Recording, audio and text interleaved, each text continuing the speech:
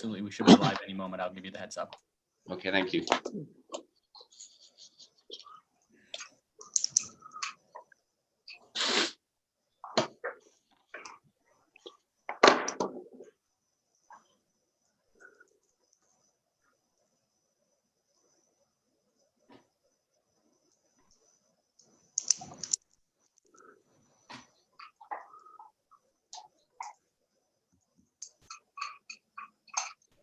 Excuse me, Your Worship, we are officially live. Good. Thank you, Chris. All right, Council, it's 5 o'clock. Time to get down to work. I will call this meeting. Today, we acknowledge that this event is taking place on the traditional territory of the Indigenous peoples of Turtle Island, including the traditional lands of the Anishinaabe, the Haudenosaunee, and the Ojibwe peoples, and on lands connected with the Lake Simcoe Nottawasaga Treaty of 1818. This is the home of a diverse range of Indigenous peoples whom we recognize as contemporary stewards of the land and vital contributors to our society. And I will look for a motion to adopt the agenda. And the motion is moved by Deputy Mayor Hall and seconded by Councillor McLeod. Be it resolved that the content of the council agenda for September 21, 2020 be adopted as amended. And the amendments are to the item 16.1 in-camera discussion, number B, IB, EW, WW, labor relations negotiations, and the EPCOR billing matter be deferred until September 28, 2020. And we'll now call the vote. All in favor? That motion is carried unanimously. Thank you.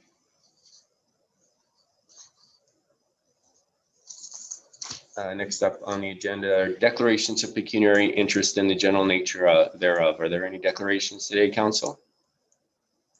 Seeing none, I am declaring a code of conduct conflict with respect to item 6.3, the deputation from the junior hockey team, as I sit as a member of the board. So that deputation will be handled by the deputy mayor. Adoption of minutes. It's moved by Councillor McLeod and seconded by Councillor Comey. Be it resolved that the minutes of the following council meetings be approved as presented. Regular meeting of council held July 27, 2020. Special meeting of council held July 29, 2020. Special meeting of council number 1 held August 17, 2020. Special meeting of council number 2 held August 17, 2020. And the special meeting of council held on September 9, 2020. Council, are there any errors or omissions? Seeing none, I'll call the vote then. All in favor? And that is carried unanimously. Thank you. And so that brings us to, we have no community announcements. No, so we do have community announcements. Sorry, we will go around the table then for community announcements, and I will start with the deputy mayor. Thank you. I have nothing this evening. Thank you. Councillor McLeod. Thank you, Mr. Mayor. I do have a community announcement this evening. I'm happy to report some good news, actually, for the environment in our neighborhood. Work that's been going on for the last couple of months by the NVCA team. You may remember we had Fred Dobbs, who's the manager of stewardship, and the CAO from the NVCA visit us about a year ago to talk about this, several things, but this project included. Well, it has begun. They're taking down a decommissioned dam on the Silver Creek, or sorry, on the Black Ash Creek, way up in the Blue Mountains. And the water that flows from this pond that they are getting rid of is fairly warm currently, making the creek below it inhospitable for little fishies and other critters. And so the work is underway to remove the dam, which will cool the water and allow things that swim and crawl in it to have a more happy life and profitable life. And that makes things good for us insofar as the fishies live and we get to catch them for fun. So that project, removing the Peyton Dam, should be completed in the next 2 to 3 weeks. And I will invite any members of this council who would like to take a site visit to it, to take a tramp through the woods and see the work that's being done. It's a limited time offer to join me in that quest. Bring some boots. Thank you. Thank you, Councillor McLeod. Councillor Comey. Thank you, Mr. Mayor. Well, of course, we're back to school. So I'm sure on behalf of council, we want to wish all our educators, students, crossing guards, and bus drivers a very safe return. And on the subject of safety, a very big thank you to Director Slama, Bylaw, our OPP, Ms. Parker, and everybody involved in coming out to the Hamilton Drain Trail to get that crosswalk working again. It is something definitely to be happy about because it makes for a much safer crossing for many of our students. So also as a reminder to our drivers that that crosswalk is working again. So please watch for pedestrians and cyclists and slow down. Thank you. Thank you. Councillor Madigan. Nothing this evening, sir. Thank you. Councillor Doherty. Thank you very much, Your Worship. I just have a couple. First of all, I would like to pay homage to a resident who we have recently lost. Don Kerr was recipient of the Order of Collingwood back in 2016. Don's volunteer commitments included being a director of the Canadian Institute for Environmental Law and Policy and a director of the Nature League. Don was a founding member of the Blue Mountain Watershed Trust Foundation and had received multiple awards for advocacy work on behalf of the Silver Creek wetlands, including the Order of Collingwood, as I mentioned, in 2016. So he will be a loss. He made a great contribution to our community.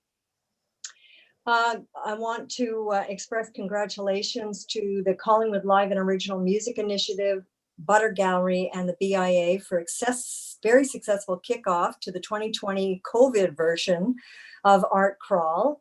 It will run through until this Saturday coming, September 26th, and it features a wide array of artistic presentations, both in person and online. And for anyone who wants further details, they can be found at collingwoodartcrawl.com. And finally, the Collingwood Climate Action Team challenges residents that live and work or go to school in Collingwood to participate in World Car Free Day tomorrow, Tuesday, September 22nd. Leave your car at home and describe your day by emailing ccattransportation@gmail.com or tweet using hashtag #CollingwoodCarFree, and you'll be entered to win into a draw for a $50 gift certificate for a great treat from Bad Vegan. And that's it for me, Your Worship. Thank you. Thank you, Councillor Doherty. Councillor Berman. Nothing for me, thank you. Councillor Jeffrey. Thank you, Mayor Saunderson. Just to add to Councillor Doherty's comments on the virtual art crawl gallery, it is amazing. It's fabulous, and there's videos there from the artists and craft makers, and it's just really, really well done. So everyone should check it out. Thanks. Thank you. Councillor Hamlin. Nothing additional this evening. Thank you. Thank you. I would just like to thank Catherine at the CCAT. As Councillor Doherty mentioned, tomorrow is World Car Free Day. Started in Britain in 1997 and became a worldwide event in 2000. Collingwood's Climate Action Team has challenged myself and members of this council to leave your cars at home tomorrow and ride your bikes and make a habit of that too. So I certainly will be accepting that challenge and hope to see all council members out on their bikes tomorrow. Moving on from community announcements then, we have deputations, and item 6.1 is ban on barbecues at Sunset Point, and we have Prabha Mattappally. Sarah, do we have Prabha? There you are. Welcome, Prabha. Can you hear us? I can, yes. Can you hear me? Yes, we can hear you. Great. So you have 10 minutes. Go ahead. Okay, great. Thank you. Good evening, Mayor Saunderson and Council. As some of you may know, my name is Prabha Mattappally, and I'm a resident of Collingwood, specifically Sunset Point. Tonight, I'm here to speak to you about Council's decision to ban barbecues at Sunset Point for reasons of safety, physical distancing concerns, the unsafe disposal of coals, and nuisance. With respect to safety, if barbecues are truly a safety concern, then why weren't they banned across all our parks? Why is it okay for someone to start a fire at any other Collingwood public park, but not Sunset Point? And with the town's investment of public barbecues at Sunset Point last summer, isn't this an encouraging sign that barbecuing is safe and welcomed? With respect to physical distancing concerns, there is zero correlation between barbecues and lack of physical distancing. If council wanted to maximize physical distancing, they should have banned picnic tables, picnic blankets, and even card games too. These all encourage people to congregate and sit in close proximity to one another. With respect to the unsafe disposal of coals, well, this is just horrible. But how are park users supposed to know the rules around the safe disposal of coals and the dedicated charcoal bins throughout the park if we don't take the time and effort to educate and communicate this? Before we start blaming people for our problems, we must first stop and think about who created them. With respect to complaints from residents about the plumes of smoke emitted from park barbecues, I can assure you that the barbecues, smokers, outdoor fireplaces, fire pits, and chimeneas that exist on the private properties along Sunset Point, including our own backyard barbecue, emits significantly larger plumes of smoke than any hibachi or camp barbecue. And with respect to those who complained about the smells of food, including one Collingwood councillor who said in her email to me, and I quote, "I enjoyed how the breezes were mostly free of smoke and cooking aromas," and who also went on to say, and I quote, "Currently with the park so busy, someone who wants to move away from a smoky hibachi or from the scent of cooking food can't do so easily." To this town councillor and to anyone who considers the smells of food a nuisance, shame on you. Shame on you. Your ignorance has severely affected your senses. Overcrowding at Sunset Point was becoming an issue long before COVID hit, and it will continue to be an issue in the future. Collingwood is a beautiful town with beautiful public parks. More people are moving up here and more people are visiting. Barbecues at Sunset Point aren't the problem. The problem lies in a lack of foresight and planning. So let's get ahead of next year's warm weather seasons and start planning now. First, reinstate the barbecues at Sunset Point, but under strict policies. Create designated barbecuing areas. Specify the types of barbecues and fire starters allowed. Paid parking is one of the many revenue generating strategies that should be made permanent. I suspect that in its inaugural weekend, the parking revenue earned was in the thousands of dollars. Enhanced parking meter technology that detects residents' vehicles and waives the parking fee would allow residents to park in any parking spot along Sunset Point versus currently having to park in the furthest parking lot. It would also alleviate the need for paid staff to monitor the dedicated parking areas. Identifying and implementing additional revenue generating strategies will help offset the costs of maintaining the park. Communicate. Develop a parks awareness campaign to effectively educate locals and visitors around our park message. Create cost-effective PSA announcements by the mayor and town staff posted on social media, welcoming visitors, letting them know about the many parks we have and our park rules. Use these PSA messages as an opportunity to encourage people to also visit our downtown. Promote our local businesses if they need to pick up some ice or food, fill up on gas, want a bite to eat, and or need a coffee. Get businesses on board to offer discounts to anyone who mentions the ad when they visit their business. Provide opportunities for park users to make a donation from their phone to our Parks Fund in appreciation of their positive experience, because every dollar helps. Let's follow the lead of Blue Mountain Resort, whose bread and butter is tourism. This past summer, they hired ambassadors to educate visitors around how best to navigate and enjoy the resort. Let's have Sunset Point ambassadors to educate visitors on the parking, designated barbecuing areas, location of charcoal pits, and any other useful information. Perhaps these ambassadors could work across all our town's public parks. Over the Labor Day weekend, I witnessed bylaw officers kindly helping people navigate the paid parking. Having ambassadors will allow bylaw officers to focus on monitoring adherence and issuing tickets when necessary. But let's also have the guts to enforce the rules.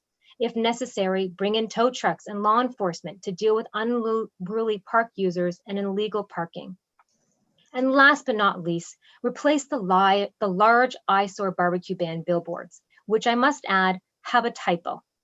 Replace these with signs that say in big bold letters, "Welcome to Sunset Point. Please adhere to our park rules. Barbecue in designated areas only, paid parking in effect, no littering, etc." And we should always include a plug about our town and where to go for more information.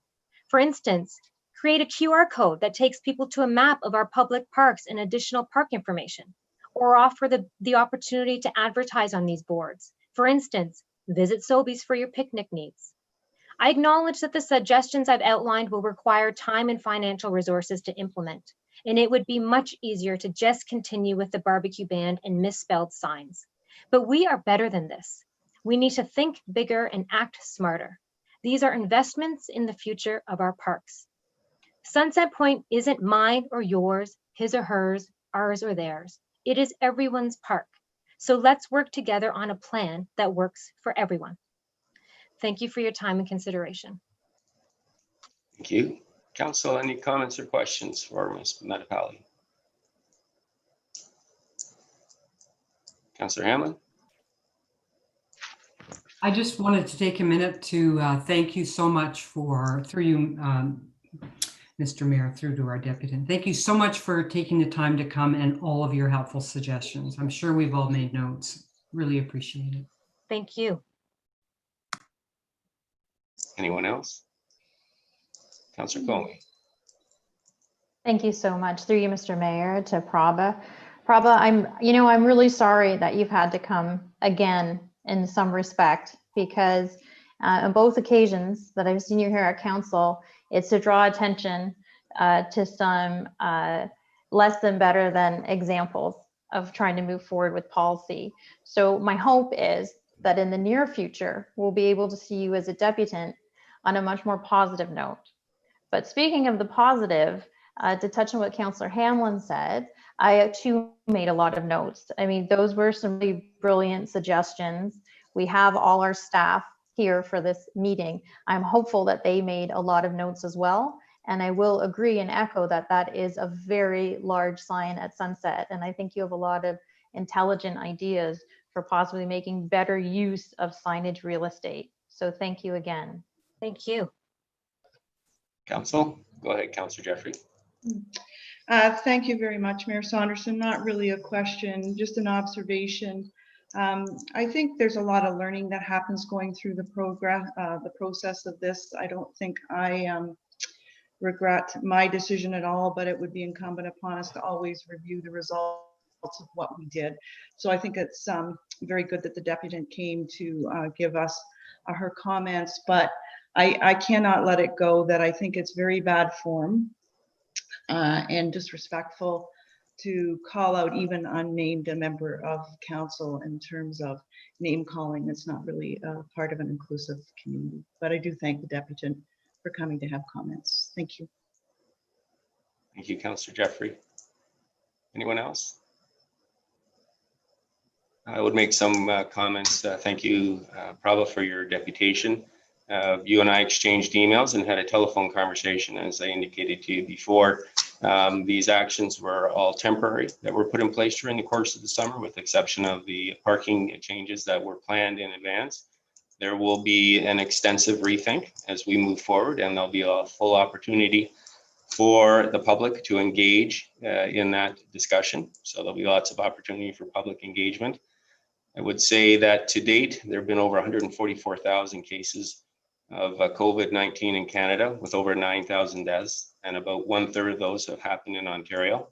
So I think when you look at the record of this council over the course of the summer, implementing restrictions to try and control social distancing and the crowds in all the parks, but particularly in Sunset Point, I echo Councillor Jeffrey's concerns or comments. We did those in good faith and what we believe to be in the best interest of our community, and we will rethink those moving forward. But safety of our residents has been first and foremost our #1 concern during this COVID crisis.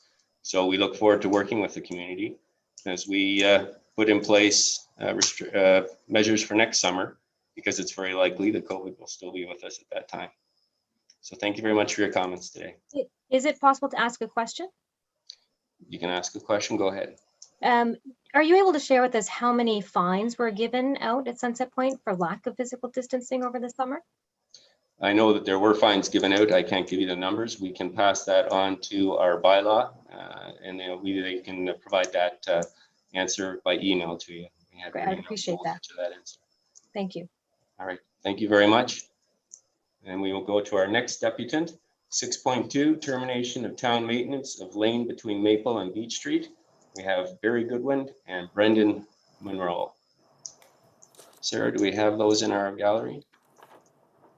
I believe we do, Your Worship. We are just, it's hard. We have some participants that don't have their names available on the screen. So we do have an individual that has been identified. Oh, there we go. I think we've got Barry. We've got Barry, perfect. And there's another individual that's identified, but not as Brandon Munro. If he's here present, if you could please press the raise your hand feature. Barry, are you expecting Brendan to participate? No, Mr. Munro is unable to participate, so I'll just be speaking. Okay. Well, welcome, and we can hear you. So I will give you the floor. You have 10 minutes. Thank you so much. I really appreciate the chance to speak to you today about this issue. I am fairly new to Collingwood.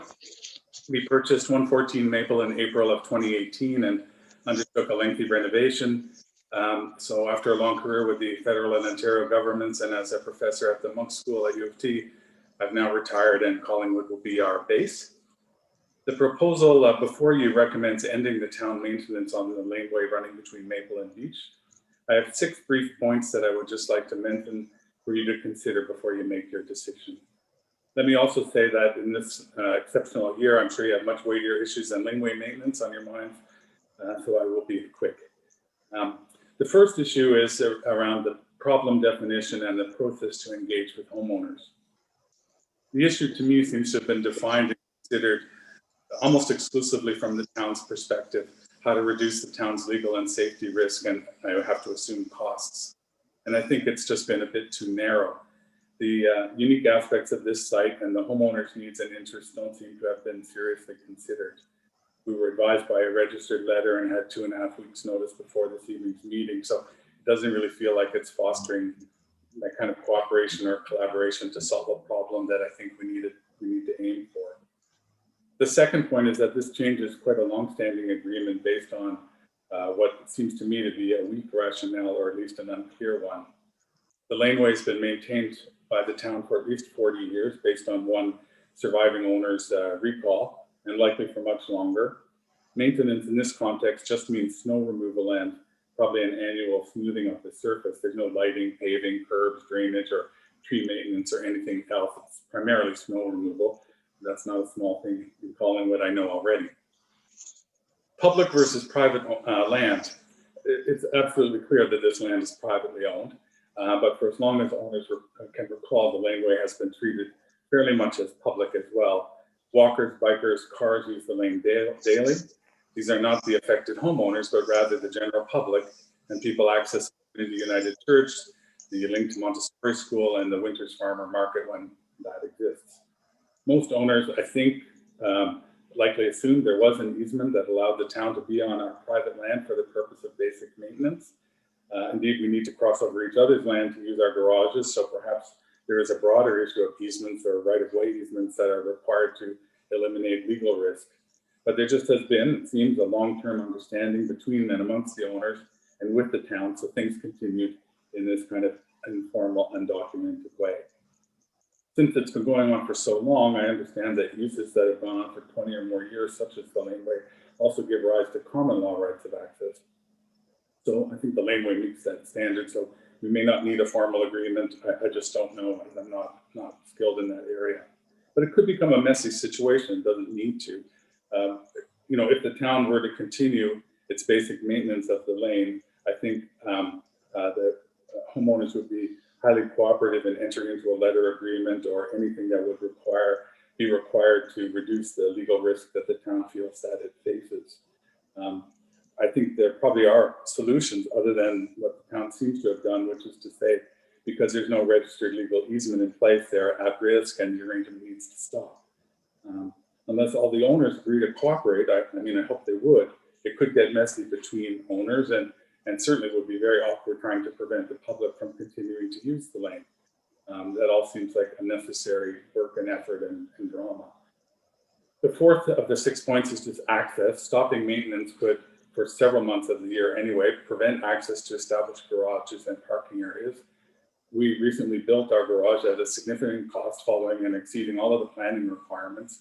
But if the town stops maintenance and one or more of our neighbors choose not to clear their snow or doesn't want to participate in a joint private snow removal contract, then effectively access to our land and our garage could be impeded during the winter months.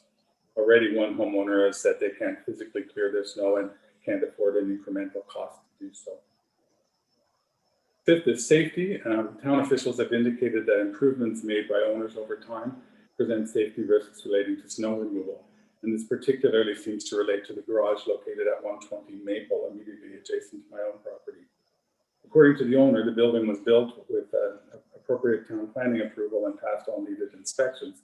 But despite that, it now is one of the reasons staff are citing as needing to stop maintenance because of the safety risk it presents. I'm sure that no homeowner would want to put town staff or private contractors at risk in doing snow removal, but the structure has been in place since the fall of 2017 without a problem, as best as I can determine. It probably has caused more care to be taken and may have slowed removal work. I certainly would understand that, but there appears not to have been any actual safety incident. I also was asking whether smaller equipment might be available to clear that area if there was indeed a pressing safety risk that was of concern to staff. I'm sure if there are other safety risks, homeowners would try to address them if they were identified. The last point is just the practicality of some of the considerations. I mean, it's a laneway, it's an informal laneway, and is of course narrower than a street. There really aren't areas for homeowners to store snow or places for them to blow snow or clear effectively without actually removing the snow from the area. 10 homeowners are directly affected, and there are 2 others facing onto 2nd Street who own land over which the lane passes, but who do not appear to use the lane for access to their properties. Staff have suggested pursuing street-facing driveways or parking pads as a potential solution, but for us, a parking pad in front of the house that we've just spent 2 years restoring would have a serious negative effect on our property values. There's no parking on our side of Maple, likely for a good reason. It's a high volume, high speed street, and also having a kind of stranded garage on the back lane isn't values either. I think it's possible that the 12 owners could enter into some form of legal agreement around snow removal and maintenance and easement rights, but this action by the town with very limited notice really does shift a significant set of problems without really explaining here about now. So my request of council would be to consider those complications, and I would specifically ask that you consider deferring your decision, directing officials to research the planning, linkages, safety, legal issues a little more thoroughly, and see if there are any practical ways in which they could be addressed while continuing to have town maintenance and snow removal specifically of this area, whether that requires a formal letter of agreement with the homeowners or whatever legal mechanism might be required. We'd like to try and find a more collaborative solution that addresses both the issues of the homeowners as well as the town's concerns about safety and legal risk. We don't have a neighborhood association in this area, but certainly through informal discussions, I sense a strong goodwill and a sense of collaboration amongst the owners I've been able to speak to. I don't know them all, and I'm certainly prepared to work with homeowners to engage with the town in a collaborative way to try and come up with alternate solutions to the proposal that's before you. So I really appreciate your giving me some time and attention today. Thank you. Thank you, Mr. Goodwin. Councilor, are there any questions or comments? Seeing none, we do have this on the agenda for today at item 10.1, and so we will have discussion at that point in time. Thank you very much for your time. Very much appreciate it. Thank you. All right, Council, I will now hand the meeting over to the Deputy Mayor for the next deputation. And Sarah, maybe you can just send me an email or text when they're finished, and I'll rejoin the meeting. Thank Will you. do.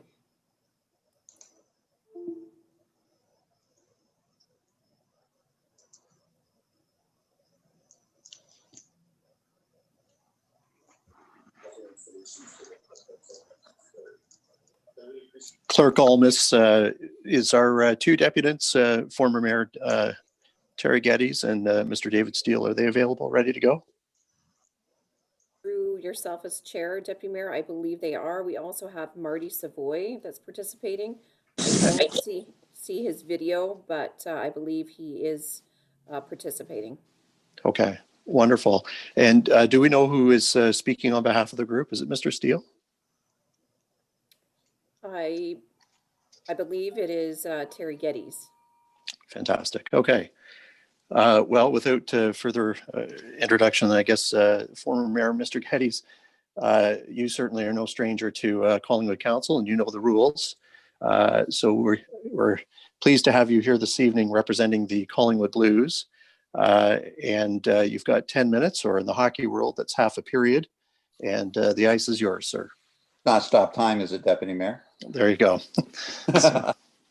First of all, Deputy Mayor and Council, CAO Skinner and staff, we would like, as chair of the board of the Blues, I would like to personally thank you for the opportunity to speak to you tonight. If I can, on a personal note, I'd also like to echo what Councillor Doherty said about Don Kerr. He was an incredible human being who, every time I go by the Silver Creek wetlands, there are X number of citizens I think of, and he's definitely one of them. We're here tonight to, first of all, thank you for the ongoing support you've given to the hockey team. Many of you we see at regular Blues games before C19, so we thank you for that. Last season was extremely successful. We led the league in attendance, and Collingwood embraced the hockey team. And the hockey team embraced Collingwood both on and off the ice in terms of its support to many, many community charities. We're here tonight, first of all, realizing the strict, and I can't stress this enough, the strict adherence to the provincial policies around the following of the guidelines for C19, COVID-19. We've certainly taken that into account. So tonight we're coming forward to share with you an opportunity that could hopefully will put Collingwood in the forefront as what many of us have always believed to be a leading hockey community in Canada. This opportunity has come through the leadership of David Steele, the owner of the Blues, and Mr. Marty Savoy, who is the commissioner of the Ontario Junior Hockey League. I'm about to turn it over to David, Deputy Mayor, with your permission to allow him to share that opportunity. Before I do so, I'd also like to take the opportunity to thank both Dean Culver and Mel Milankovic from your staff for the guidance that they've given to us as we've looked at this opportunity. So David, I believe you're up. Welcome, Mr. Steele. Thank you, Deputy Mayor Hull. I'm just actually going to ask, Marty Savoy had to go to a different meeting. We have Rick Morocco that should be in the waiting room that should join us as a representative of the Ontario Junior Hockey League. Okay, Clerk Almus, is Mr. Morocco there? Yes, we will allow him in. Great. Okay, I shall proceed, I suppose, if that's okay with you. Yes, please do. Okay, so hockey for us, my wife and I, is a all year round sport. We manage the hockey team throughout the whole year, and we haven't stopped managing the hockey team since our last playoff game in early March of this year. Had a very successful season, and we've been working very diligently on the arena, on our front end office, on our roster. Our players are in town currently. They're skating tonight. They just got off the ice about 30 minutes ago. We're very excited to have the opportunity to be privileged to have a hockey team in Collingwood, and that's mostly because of the relationship we have with Collingwood and the community. We have another opportunity here before us where My wife and I were sitting at a table having dinner going, what if hockey doesn't come back in the traditional form that we're accustomed to? What does that mean for our 20-year-olds and overagers? What does that mean for minor hockey associations looking to continue to work and play the sport we all call our very own in Canada? And what I came up with was an idea that was brought up through the board of directors back in June or July about a potential bubble tournament. And the OJHL was prepared and had already been working on a plan to have a bubble tournament. And I thought, well, what a great opportunity to work on something that we know could be concrete and could allow us to play the game we love and continue to have the businesses operate as they were. Along the lines, we need a lot of support. We need support from our town. We need support from our provincial government. We need support from the league. We need support from above our league, which is the Ontario Hockey Federation. And we're prepared at all levels with the group we have to go after this goal of bringing this tournament to Collingwood. Our ask is that we're allowed to utilize the Eddie Bush Memorial Arena for the month of November to do this tournament. I think that's pretty much all I have to say. I'd like to introduce, however, Rick Morocco on behalf of the Ontario Junior Hockey League, the league that the Blues play within, to explain essentially their support in this process and what we like to have come from this whole process. Thank you. Great. Thanks, Mr. Steele. Mr. Morocco, you're with us? Yes, I am. Fantastic. Thank you very much, Your Worship and Town Council. Thanks for accommodating us on short notice for this. My name is Rick Morocco, and I'm the Director of Business Development and Events. And I've been in this role for approximately 5 years. And the purpose of my job is to bring events to life. I handle all of the logistics. For example, our nationally televised TV games. I was responsible for negotiating the agreements with the broadcaster, and then I'm responsible to execute it on a week-by-week basis, working with each of the communities and our stakeholders in order to bring that to life. So, when Christine and Dave came up with the idea with regards to the bubble event, we had talked about this early on in some of our event discussions and moving forward with, returning to hockey after COVID. So naturally, we're looking at this support with great interest. And, we really believe in the community of Collingwood.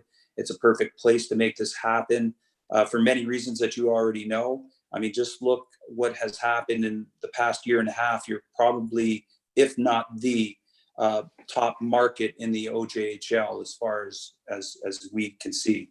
And so from, our perspective as a league, we want to make sure of a number of things, that go on with events, that they're, first of all, they're top quality, but we have a huge role in the safety of our players. And with everything that's gone on, we've had to undertake the process of developing a document to return to hockey, and do that in conjunction with Hockey Canada, the Ontario Hockey Federation, the Ontario Hockey Association. And I know that we're looked upon as one of the leaders and driving forces in creating a program that has been accepted by all of those organizations.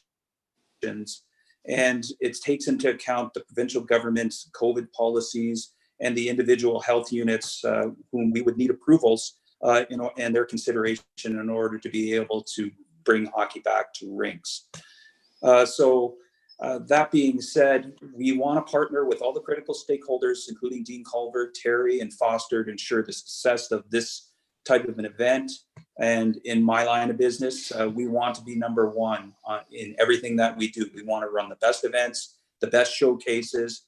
We want to be the only league to be able to do certain things like we have been able to do, such as national television games at our level.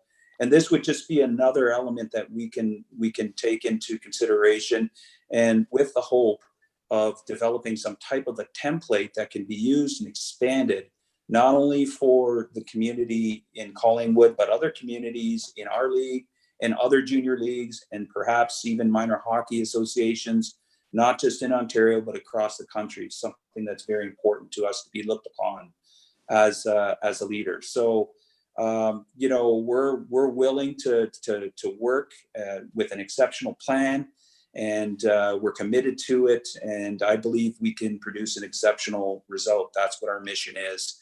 So I speak on behalf of our commissioner, Marty Savoy, as well as our team. We're here to ensure the success of this and to set that standard, as I said earlier, in order to move forward. So we see this as, you know, as a template, as a playbook, if you will.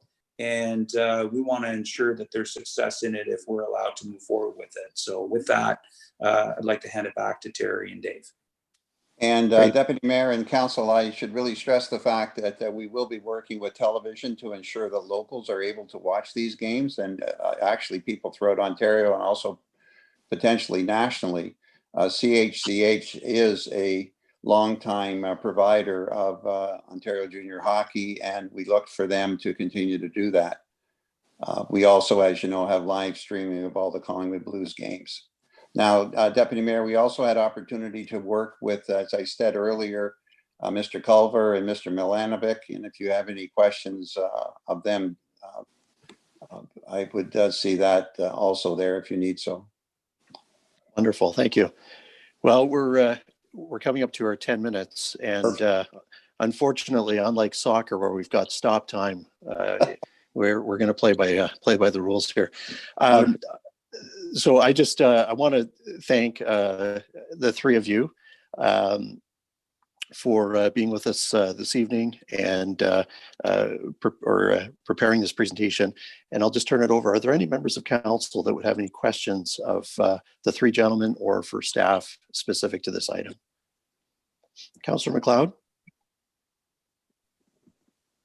Thank you, Deputy Mayor, and thank you, gentlemen, for joining us. My question through you, Mr. Deputy Mayor, is how does this bubble thing work?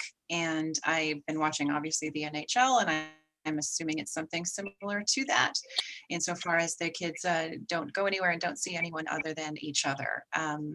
Are there going to be fans in the stands? This is another question that I would have in this, and I have one more after that, but I'll take the answer to those two first. Thank you. I would like to have Rick answer that as the operations manager. Okay, Mr. Morocco. Yes, I think that the safest thing to say is that we would be doing something similar to what the NHL has done, where we have players who have accommodations in the same place. We would take every step to ensure that they're disinfected and clean. Players would also be taking transportation to and from the rink. They would be eating at the accommodations as well. And so we would take every step with regards to pre-screening questionnaires, screening at the rink, testing for temperatures, disinfecting, social distancing where possible, wearing, reusable masks, and so on and so forth. So we have an obligation to follow the policies where needed, and we would need to obviously work in consultation with the municipal health unit in order to achieve that goal. And I don't know if Dave, you have anything else to add, because we've done quite a bit of talking together on this. Yeah, if I may quickly, the bubble is simply that everything stays in it. The drivers, the cooks, the cleaners, the rink attendants, the referees are all inside the bubble. There'll be regular testing that we're trying to get on board with the provincial government on. Very similar to the NHL. And your second question, Councillor McLeod, we would be looking at the warm room or the lounge or the Sports Hall of Fame, whatever which you'd like to call it, as being a certain amount allowed in there, which would be isolated and separated from the arena. So you're outside the bubble looking in through the glass. So I would anticipate on say 30 people being allowed per game in there, but we'd have multiple games per day. And therefore there'd be an opportunity for the public to kind of revolve through there. in a smaller scale. But once again, we're going to get TV. Every TV, hopefully in the downtown core of Collingwood, is going to be playing all the games. And we just may happen to be the only TV live in the country in that month. So hopefully we can get some really good national views too. Right. I've got Councillor Madigan, but Councillor Madigan, McLeod, you had another question before? I did actually, and another one that occurred to me during this conversation is how many teams are we talking about here through you, Deputy Mayor? I believe we're looking at potentially 6 to start, but I'll turn that back to Rick, Councillor McLeod.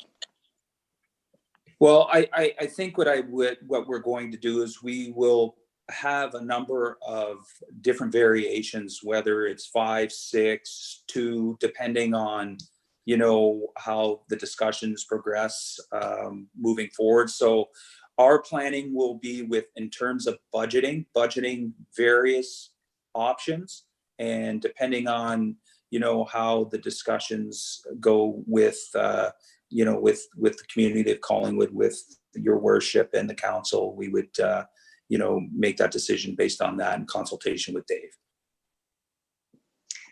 Thank you so much. And one more through you, Mr. Deputy Mayor, if that's okay. I'm wondering about when you say the month of November and what you're suggesting regarding displacement of others who might be interested in using that rink. For example, I think there's figure skaters. I'm not entirely sure what their plans are at this time, and perhaps little tiny hockey players, I think, who have been changing in the tents outside of Central Park currently, and they may be interested in using the Eddie Bush as well. And I'm just curious what your plan is to, or what arrangements are you making with our staff in order to make that happen? That's being discussed right now in terms of the importance of the bubble, Councillor McLeod, and I will ensure you that that is an excellent question, and that we will ensure that through your professional staff that those answers will be forthcoming to you. Okay, great. Thank you. Councillor Madigan, sorry. Thank you, Deputy Mayor. I really appreciate this time to talk. I just want to share my excitement for this process. I have faith in Mr. Steele and Mr. Geddes and the other gentlemen that I don't know. And I think our staff's going to look at this. And since they're not really asking us for any money, but just to send it to the staff, I think this is an exciting thing to happen. And these fine group of men will take heed of what the NHL and all other professional sports do, and make it easier for them to have a fantastic event in Collingwood, the premier place to have junior hockey in Ontario. So I look forward to them getting this done, and that's fantastic. Thank you. Thank you.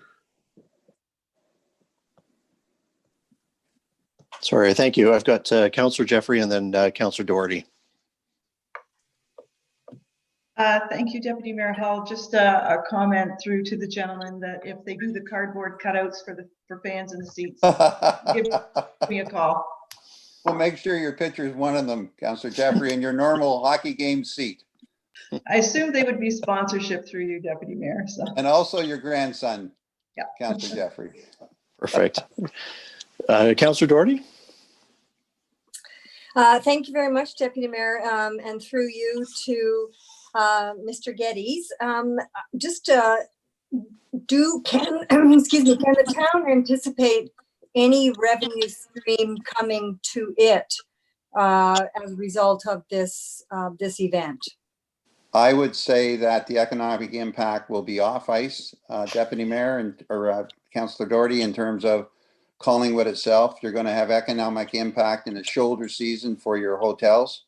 You're going to have cleaning resources. We'll be utilizing busing and whatever other needs that the team, when we come to look at things, will put together. So I would say it definitely will be a positive economic impact. And Mr. Steele, when he looked at all of this, that was one of the driving forces behind it, because we do know that this council has been extremely supportive of other opportunities in Collingwood when it comes to looking at, you know, I look at the patios and the great job that's happened to the town there by being creative. So we're hoping that this is another creative opportunity for the town to take a look at.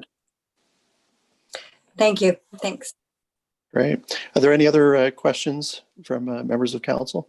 Yes, Councillor Hamlin. Hi, thank you.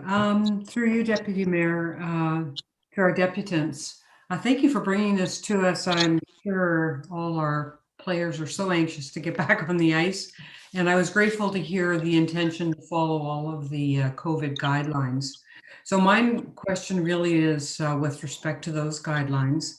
And I'm wondering how, about the bubble. So you mentioned it would be the drivers, the cooks, the cleaners, So do they like go home at the end of the night, or is everyone going to be in a hotel, or like how exactly do we maintain the bubble until the tournament's finished? Well, first of all, Councillor Hamlin, I have to say that our next meeting following with this meeting, with your approval, will be that we will, as a team, go and meet with Chuck Gardner and the Simcoe County Public Health Office to ensure that we've got their okay in terms of following all of those guidelines. I'm going to flick it back to Rick or Dave for a second, and they can tell you more about the actual operation of the bubble. Dave or Rick?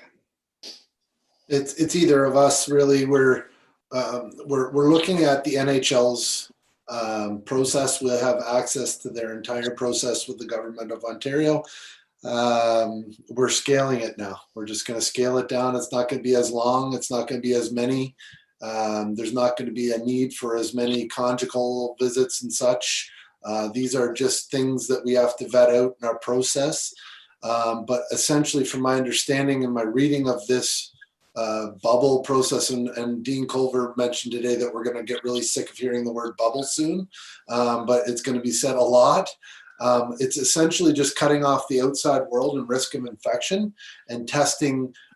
We're trying to go for testing every 2 days. So if a player comes in, they're tested often, they're not exposed to anybody from the outside world.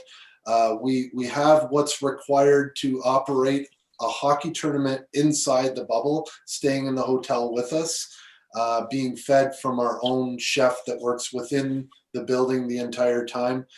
Deliveries are contact free, that sort of thing. Mostly anything you'd think would be common sense.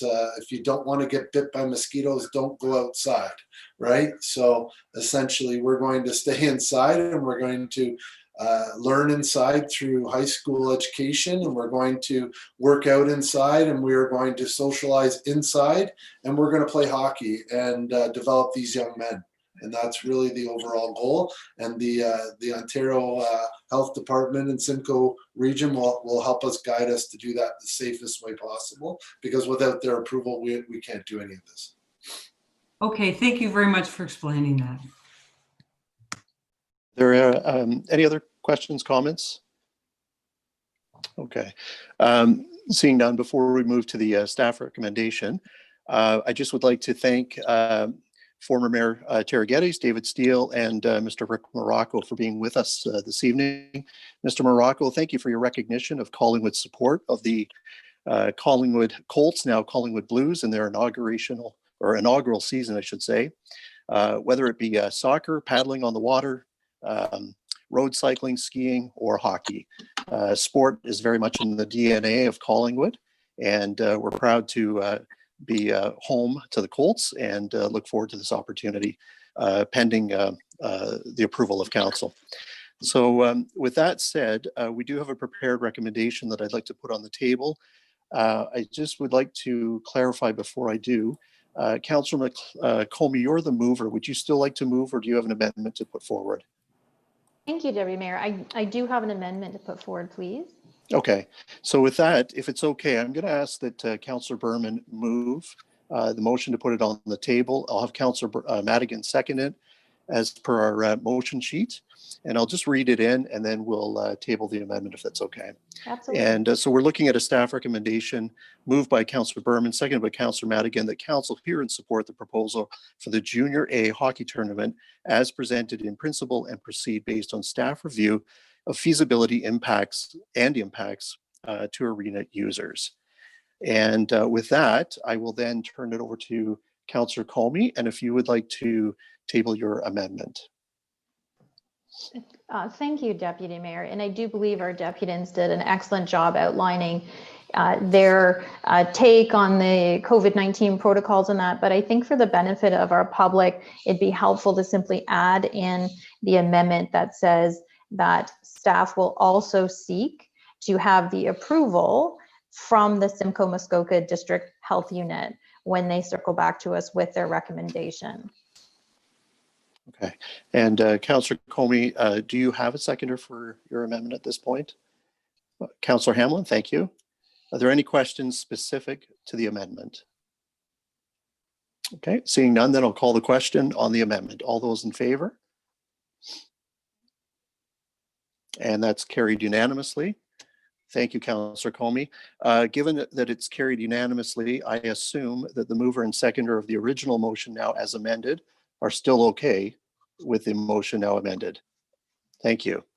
I don't have the amended motion in front of me, so Clerk Almas, if it's okay, I think it's now been read in by me and it's been read in with Councillor Comey. You have it in front of you, is that correct? I don't have it written in front of me, but we have it based on the approval of the health unit. Okay. Just for clarification too, Please. the motion as presented identified the feasibility, the impact on the other users, and now the approval of the health unit, but it wasn't a circle back to get council's further support. It would proceed based on those being satisfied. Correct. Okay. Okay. So now that we've got this tabled with an amendment, are there any questions before I call the vote? And seeing none, then I'll call the vote. All those in favor? And that's carried unanimously. Thank you. And Clerk Almas, I'd be happy to carry on, but if you are inclined to call the mayor back, so do please.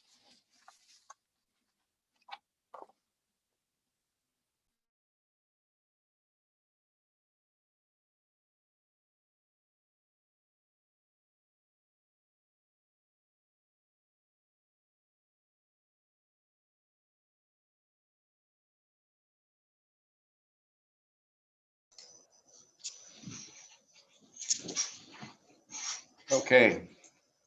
Thank you for that, Deputy Mayor. And so next on the agenda, we have the item 7, the consent agenda. And the motion is moved by Councillor Madigan and seconded by Councillor Doherty.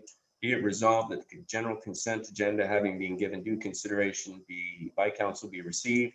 7.1 Proclamation, Childcare Worker and Early Childhood Educator Appreciation Day, October 22nd. 7.2 NVCA Board Minutes, August 28, 2020. 7.3 Simcoe County District School Board, Regrowth Capacity and Capital Priorities.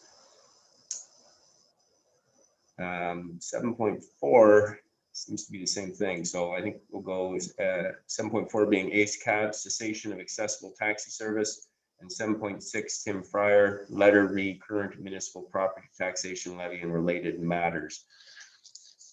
So first we'll call the vote on receiving the consent agenda. All in favor?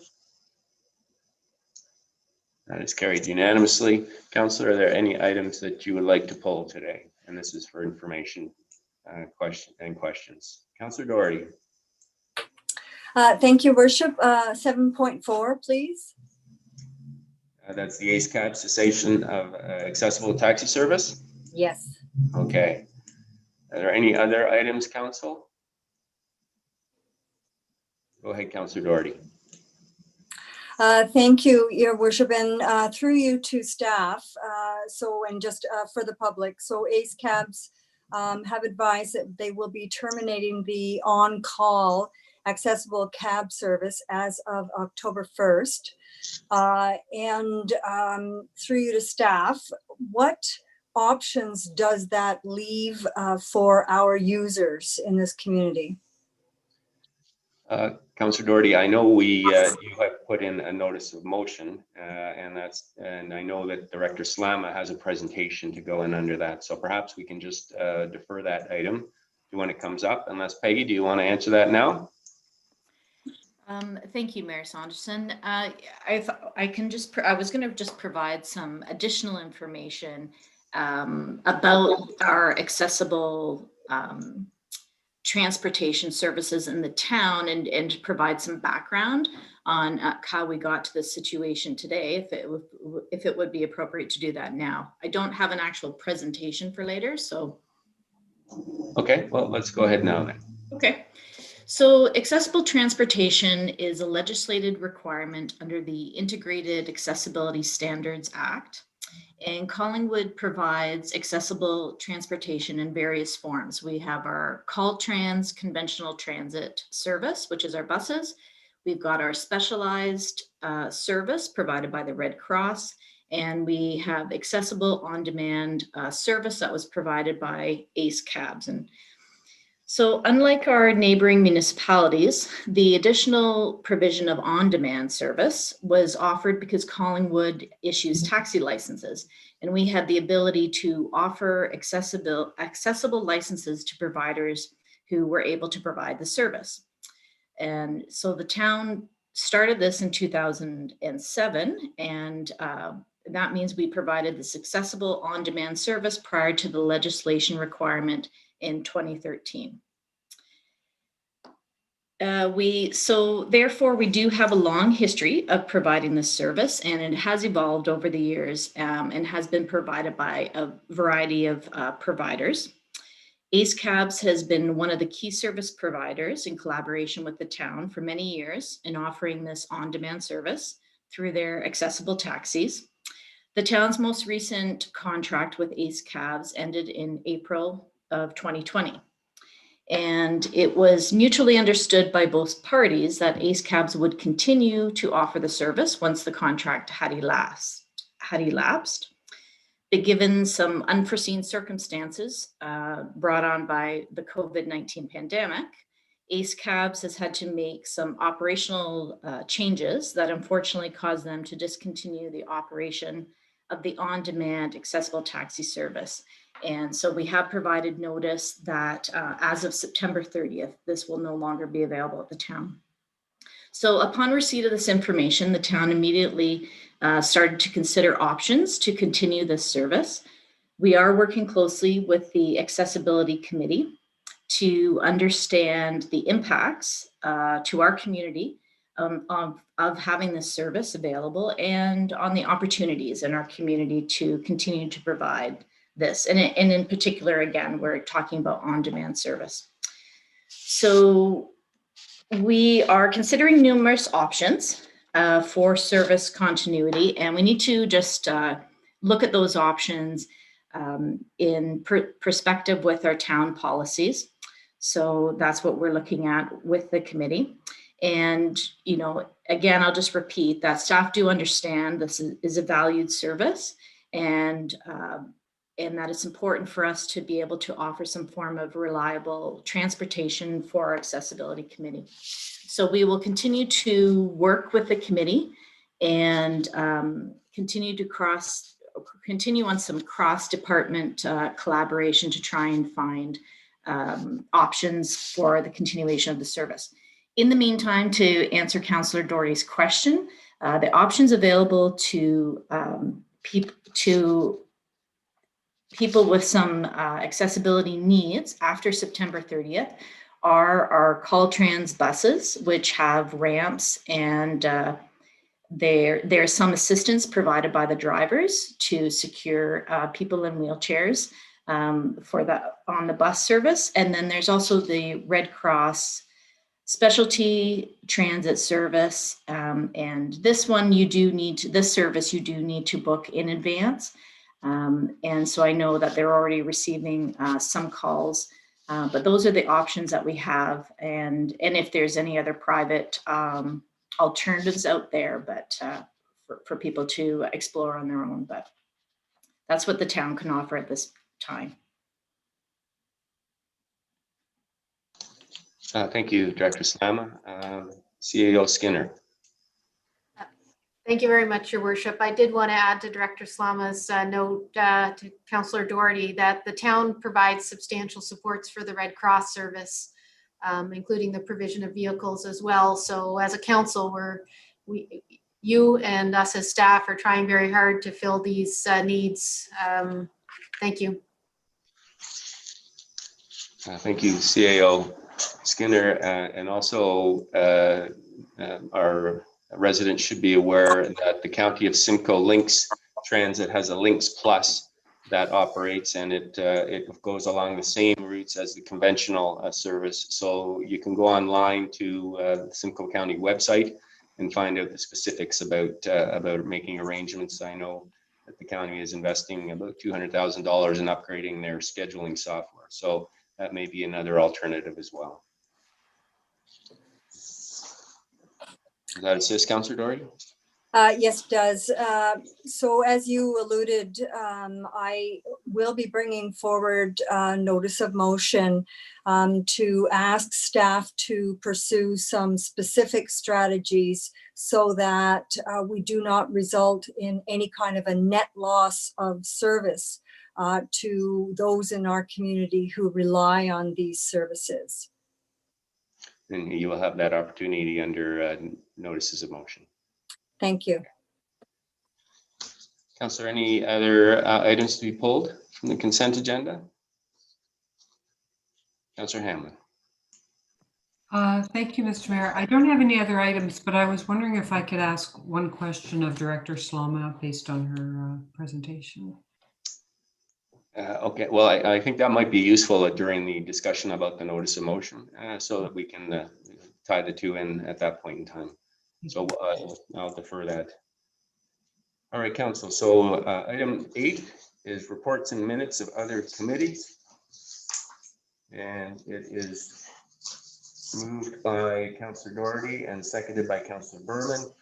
Be it resolved that the minutes of the following boards be hereby received and recommendations contained therein be approved. 8.1 Collingwood Public Library Board minutes of August 20, 2020, and 8.2 Collingwood Police Services Board minutes August 17, 2020. Are there any questions or comments on the minutes, Council, before I call the vote? Councillor Comey. Thank you, Mr. Mayor. With regard to the Police Services Board's minutes, 2 items, please. One, I think there's a little good news buried in here, and that's with respect to a motion that was brought forward and carried that the Police Services Board is going to allocate up to $600 for bike bells or similar safety enhancements for our local youth to ensure that they're getting around town safely. And I think that is absolutely wonderful. So I'd like to say thank you to the board for that. That's going to go to great use, it sounds like. And then I do have a question, please. And within the minutes, it's item 8.11. And it's here we're speaking to possible flashing speed signs at 2 locations, Finley and Heritage Drive. And I suppose through you, Mr. Mayor, I'll direct it to CAO Skinner, potentially pleased to see, has that request circulated back to Director Slama and staff for possible implementation? I'll put it through to CAO Skinner, but I think it would be only forwarded on once the minutes have been approved and the action items adopted. But I will ask CAO Skinner to confirm that. Thank you, Mayor Saunderson, through you to Councillor Comey. That's correct. We've had some preliminary discussions, but we haven't made any decisions yet. But thanks for bringing it back to front of mind. We'll make sure that those are executed. Thinking. Oh. And I see Chair Jeffrey would like to speak. Yeah, no, I think those were succinct answers for that. Just to comment further on the flashing speed signs, that I think it would be prudent either through the budget process or some other means to staff, whether it's under other business, to see our capacity for adding to our flashing speed inventory so that we can move them around, maybe not as much, but get to more areas because they are very effective. So I'm prepared to make that ask under whatever form is deemed the most appropriate. I will look to CAO Skinner. Is that direction from Chair Jeffrey enough, or would you like a formal motion to from council on that particular item? Thank you, Mayor Saunderson. From my perspective, I believe it is enough at this point because we can include it in the swath of items that are being brought forward, and there will be chance for the full council to consider that point going forward and to vote on it at that time. But should should someone wish to provide specific direction to bring it forward, I wouldn't be against that. All right. Seeing no movement on that, I would comment that these were generally good minutes from the Police Services Board. There was discussion of the DARE account and using that to create a scholarship fund for local auxiliary members who want to go on and further their education in policing and enter the detachment or the police force, as well as using the funds for the Project Lifesaver, which has been proven to be extremely effective in helping to locate missing persons and those with disabilities who might otherwise be at risk. All right. I believe I called the vote on that, but I've lost my place now. Did we vote on that, receiving the minutes? No, we haven't? Your worship, no. All right, then I'm going to call the vote. All in favor of receiving the minutes? That is carried unanimously. Thank you, Councillor McLeod. That brings us to standing committee reports. 9.1 is the Corporate and Community Services Standing Committee meeting of September 8, 2020. And it is moved by Councillor McLeod and seconded by Councillor Comey. Be it resolved that Council received the Corporate and Community Services Standing Committee report from its meeting held September 8, 2020, and hereby approve the recommendations contained within the report as presented. C 2020-8 Public Policy Notice, recommendation to repeal public notice bylaw number 0-12 and approve the public notice policy, and approval of strategic multi-year accessibility plan recommendation to adopt the 2020-25 strategic multi-year accessibility plan. And I'll look to Chair McLeod. Do you have anything you'd like to add before I call the vote? No, thank you. All right. Any questions or comments, Council? Seeing none, then I will call the vote. All in favor? And that is carried unanimously. Thank you very much. Item 9.2 is the Strategic Initiative Standing Committee report of September 9, 2020. And that is moved by the Deputy Mayor and seconded by Councillor McLeod. Be it resolved that Council received the Strategic Initiative Standing Committee report from its meeting held September 9, 2020, and hereby approve the recommendations contained within the report as presented. Auditor's report, 2019 financial statements, recommendation to receive the auditor's report and the 2019 financial statements. CCS 2020-6, path forward, Collingwood terminals, recommendation to seek a private sector investor to redevelop the terminals and or the terminal site, direct staff to engage a consultant to conduct a heritage assessment of the Collingwood grain terminals, authorize staff to proceed with an RFP for redeveloping the Collingwood terminal buildings, subject to appropriate funding being approved through the 2021 budget process and or the asset sale proceeds decision in early 2021. Direct staff to return the proposal evaluation recommendations of the guidance group to Council for final approval.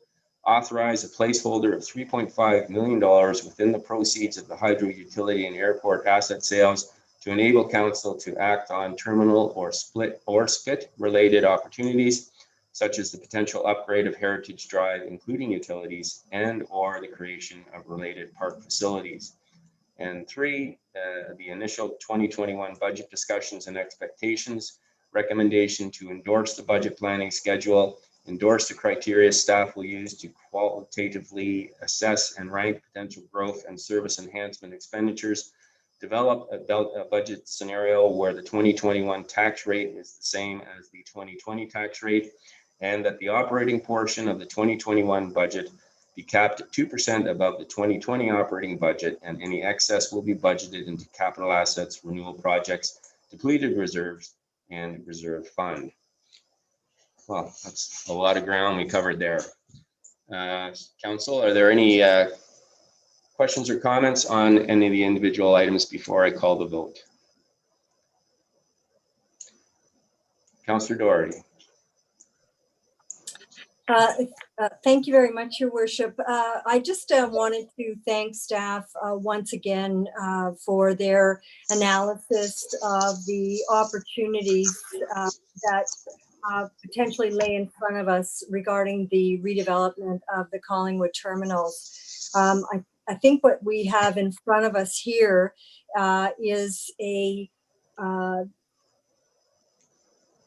opportunity to leave no stone unturned in a quest to make those terminals work for us and to be once again productive and to have impact not only on the terminals themselves, but on the park and the access to the terminals and so on. So I'm really excited, looking forward to seeing the outcome to this initiative. Thank you, Councillor Doherty. Seeing no other comments, I would just like to comment first on the auditor's report, the 2019 financial statements. Since I've been involved in council, this is by far our strongest net position. Sue Bragg, our auditor, indicated that in 2015, we were in a net deficit position of over $6 million.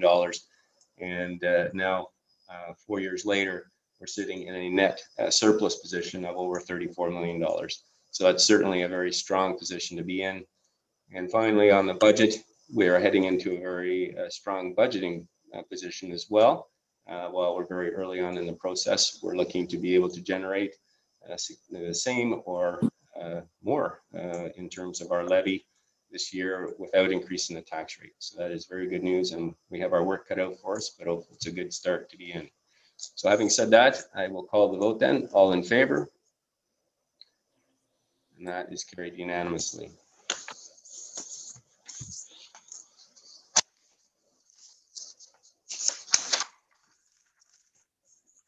So 9.3 staff reports. 9.3.1 is the delegation of powers and duties bylaw. And it is moved by Councillor Berman and seconded by Councillor Jeffrey. Be it resolved, the council receives staff report CAO 2020-7 and approve the delegation of powers and duties bylaw as attached hereto.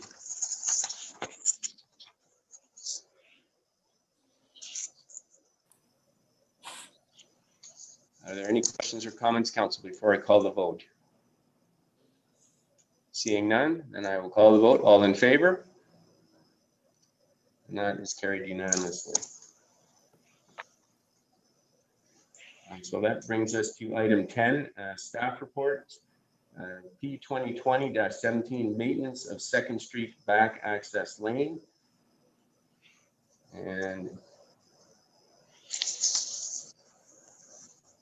it is moved by, I'll get this on the floor and then we'll have the presentation. It is moved by Councillor Hamlin and seconded by Deputy Mayor Hall. Be it resolved that staff report PW 2020-17 maintenance of 2nd Street back access lane be received and that staff be authorized to notify the affected residents by registered mail that maintenance of the lane will no longer be completed by the town effective immediately. And I will pass it over to Director Slama. Thank you. Good evening, Council. So the report in front of you this evening provides some information on a private lane that the town completes some winter maintenance on and requests Council's consideration for the town to cease this maintenance. Next slide, please. There are 3 key reasons why the town is bringing this request forward. The first is there is no legally defined lane.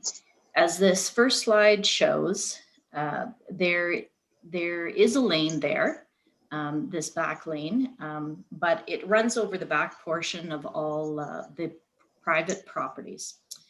And this highlights the fact that the town has no ownership over this lane. Therefore, every time we enter upon the lands, we are entering over private lands.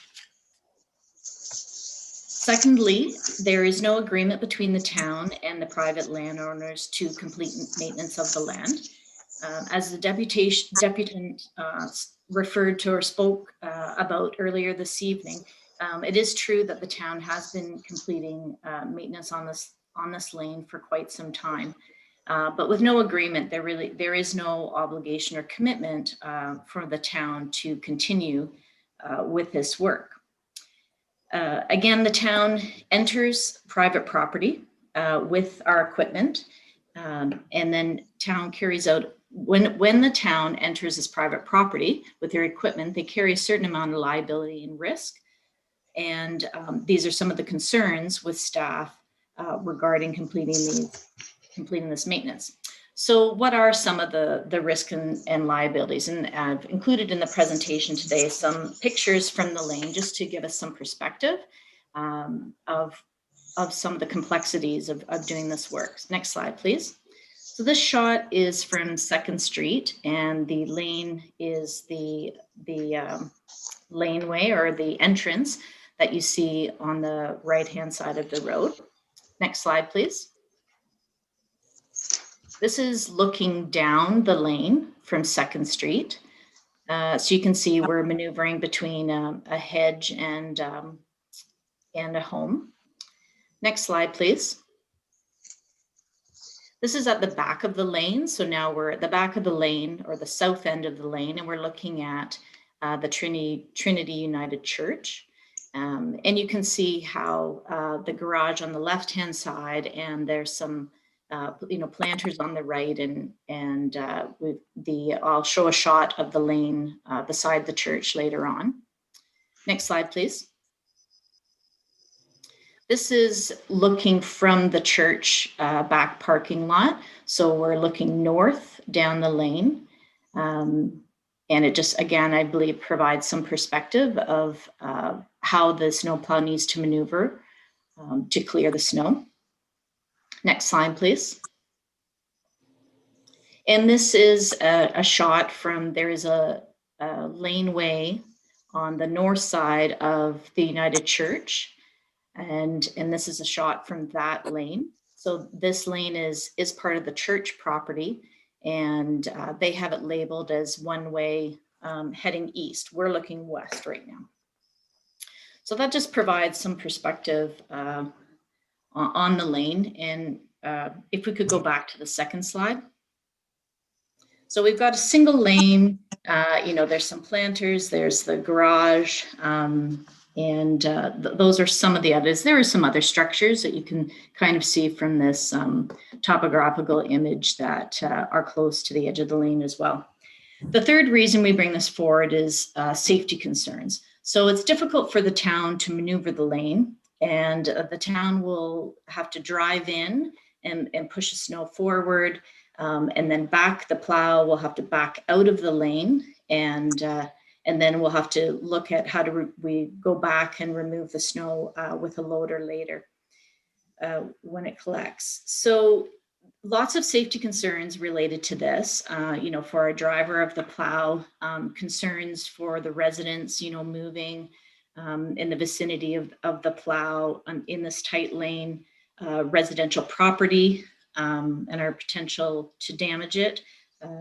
And then also concerns as we're backing back out onto 2nd Street for residents that might be walking on the sidewalk or drivers that are driving on 2nd Street.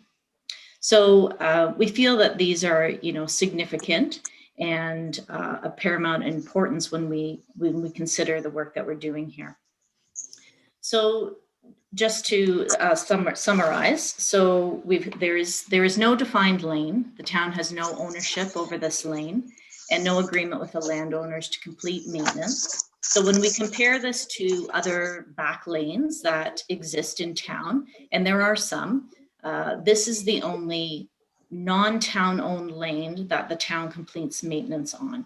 So there are town owned lanes that we complete maintenance on, and there are private lanes which we do not, where the private owners have made their own arrangements for the clearing.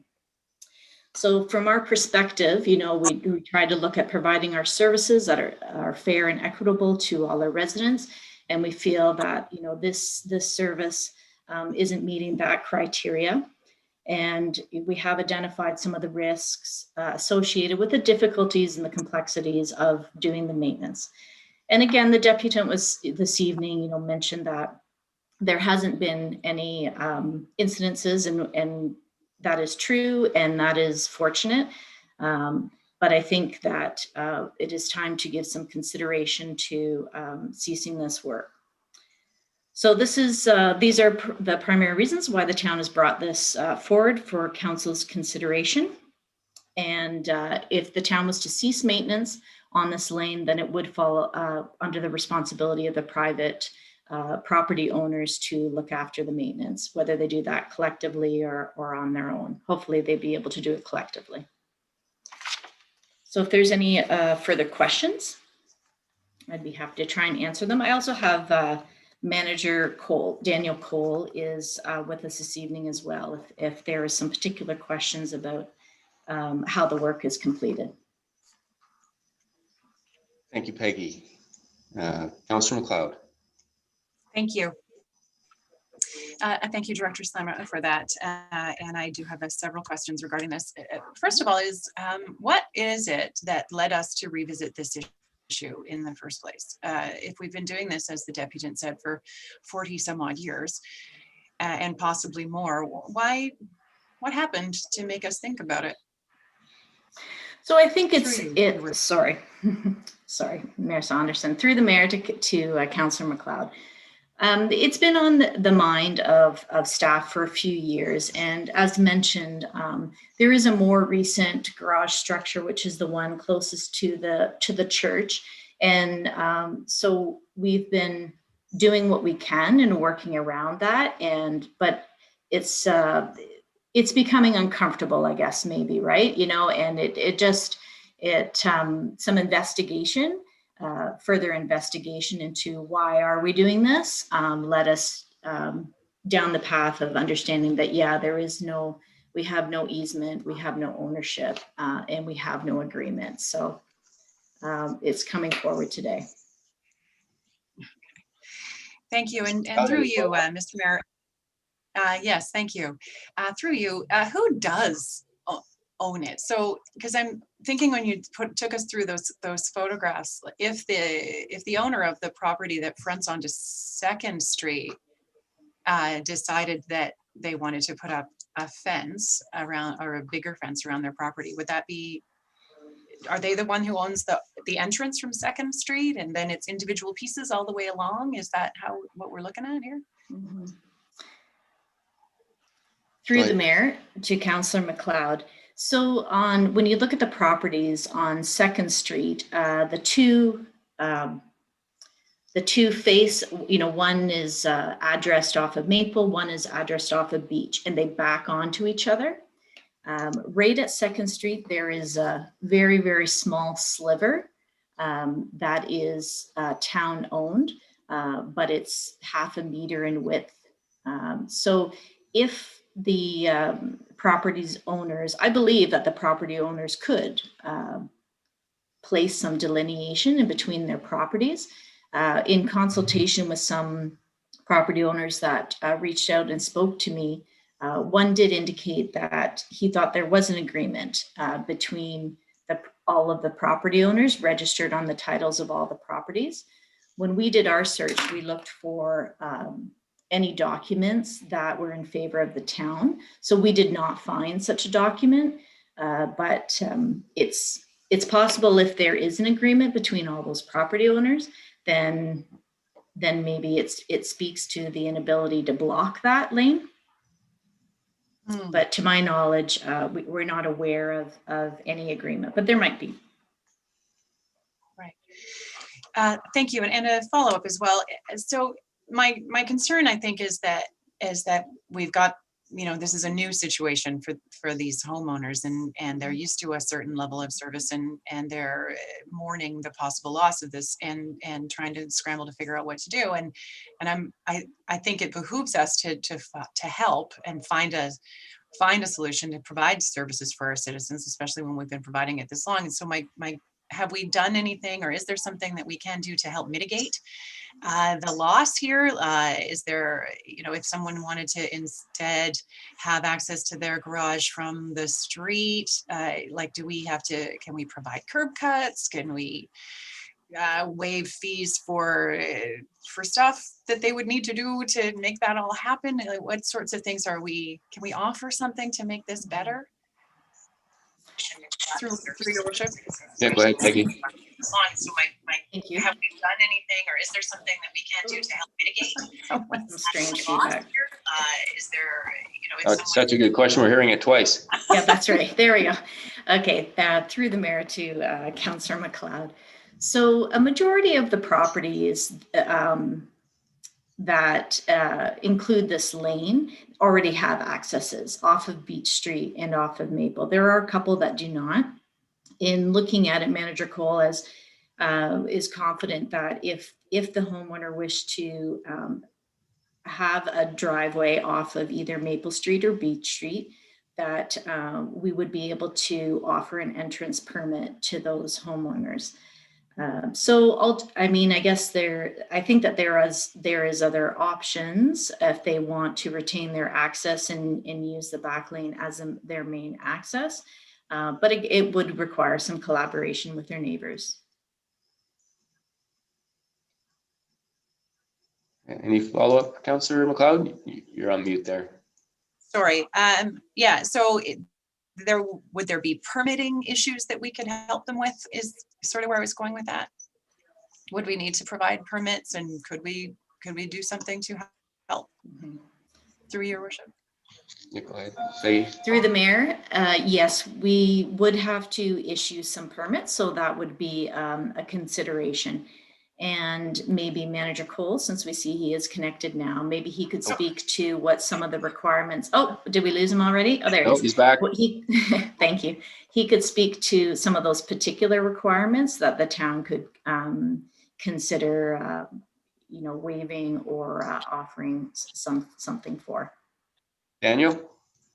Yeah, through your worship to Councillor, there is our driveway entrance permits that are applicable in this situation. And of course, we're willing to work with the residents to work through that permit process, possibly work with them for issues such as the fees and so on. So I think staff is fully prepared to assist the community in that sense. Okay, thank you. Councillor Doherty, you had your card up. Yes, I did, and this is a kind of a follow-up on Councillor MacLeod's line of questioning.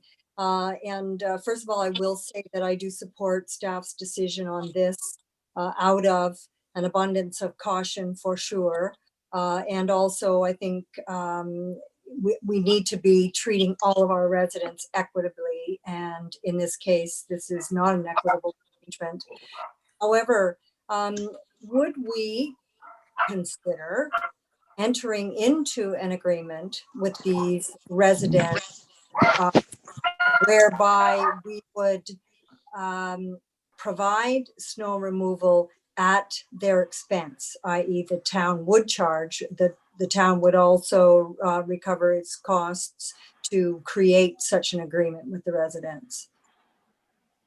Or are we just too busy? I guess some of the liability issues would remain. I think I'll pass it over to Director Slama. Yes, thank you, Mayor Saunderson.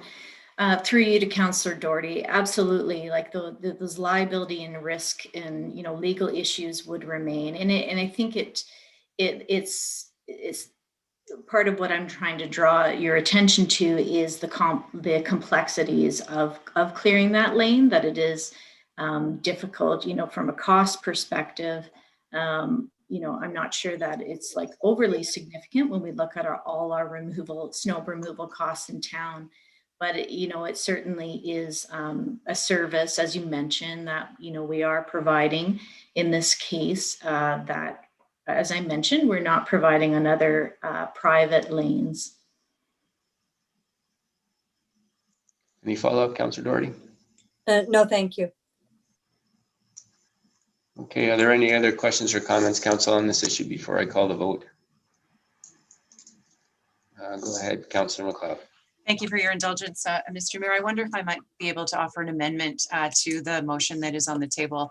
And I don't have wording written in advance or anything like that, and I can look to the clerk for some assistance on it, but I'd like to clarify and codify that we will provide, the town will provide as much assistance as possible up to and including waiving of fees for permits for curb cuts and so on, to try to mitigate this as much as possible. And perhaps Clerk Almus could help me with that. Sarah, can you assist? Excuse me, certainly, Your Worship, through to Councillor McLeod.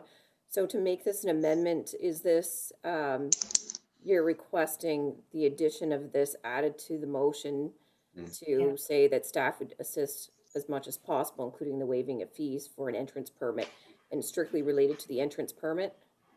That's what I was going, where I was going, yes. Yeah, Okay. to if they can't come in the back, they're going to have to come in the front, and that's going to, for some of them anyway, require some reworking of their properties, and let's see what we can do to help with that as much as possible. Yes.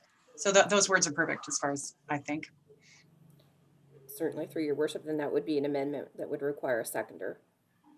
Okay, and just so I think you clarified, this just refers to the front entrance permits, access permits? Yes. Yes, okay, all right. Is there a seconder for the amendment?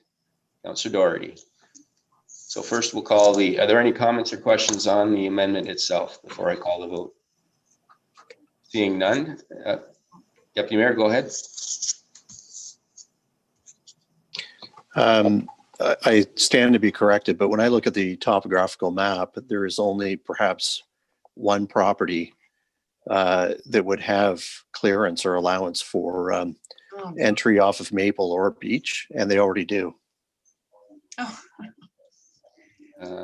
Peggy, are you able to comment on that? I know we had a picture in there somewhere. Definitely 120 Maple Street does not currently have an entrance off of Maple Street. I say definitely, but I will ask Manager Cole for confirmation of that. But through Your Worship, I would agree with Peggy's comment. And is that the only one that would potentially be able to put access in through there, or are there others? there is another home off of Beech Street. Okay. That uses the rear as their primary, but there is sufficient room to put an entrance off of Beech. Okay, so potentially there are two homeowners that this may be of assistance to then. Any follow-up, Deputy Mayor? All right then, so calling first, CAO Skinner. Thank you, Your Worship. I did have a bit of a question about providing as much assistance as possible. And I have no concerns whatsoever with the support for helping to locate or pay the fees and waiving all fees related to entrance permits. It's more about as much support as possible. Are we facilitating meetings or looking at drafting things, or are we facilitating everything related to town procedures? Because I'm very supportive of that, but I just wanted to be clear for the residents and our staff what we meant in that scope, please. I think that's a good question, and I will go to Councillor McLeod. Yeah, my intent is that through the mayor to the CAO, my intent is to smooth the transition and to ease concerns of the people who live there. And I mean, they're losing something quite significant. And so if there's any way that we can, so I don't know if we need to facilitate meetings. I think that within the staff has good judgment and you know what you're doing. I don't know what other wordsmithing things one ought to do in this situation, but it's about helping our citizens and residents who, who are losing something that they have had for 40 years. And I think we should ease it as much as we can possibly ease it. I'll guess what I heard from CAO Skinner was town procedures or town processes. Perhaps that might be a useful scoping of it. Yeah, I agree with you, Mr. Mayor. I don't think we need to be changing town procedures and processes, but I believe we can waive fees. And if we can provide advice and whatever reasonable assistance we can provide would be of assistance. Do we not agree on? That's what I would suggest. I see staff heads nodding, so as long as that's specific enough to address that concern, I think we're good. And I see first CEO Skinner and then the deputy mayor. Thank you, Your Worship. I think that's sufficient in scope, and we'd be happy to the extent we possibly can to facilitate this and to ask people to provide opportunities to encourage people to talk and suggest solutions, that type of thing. I just wanted to be entirely clear, so I feel I am now. Thank you. Good. Deputy Mayor, you had your card up.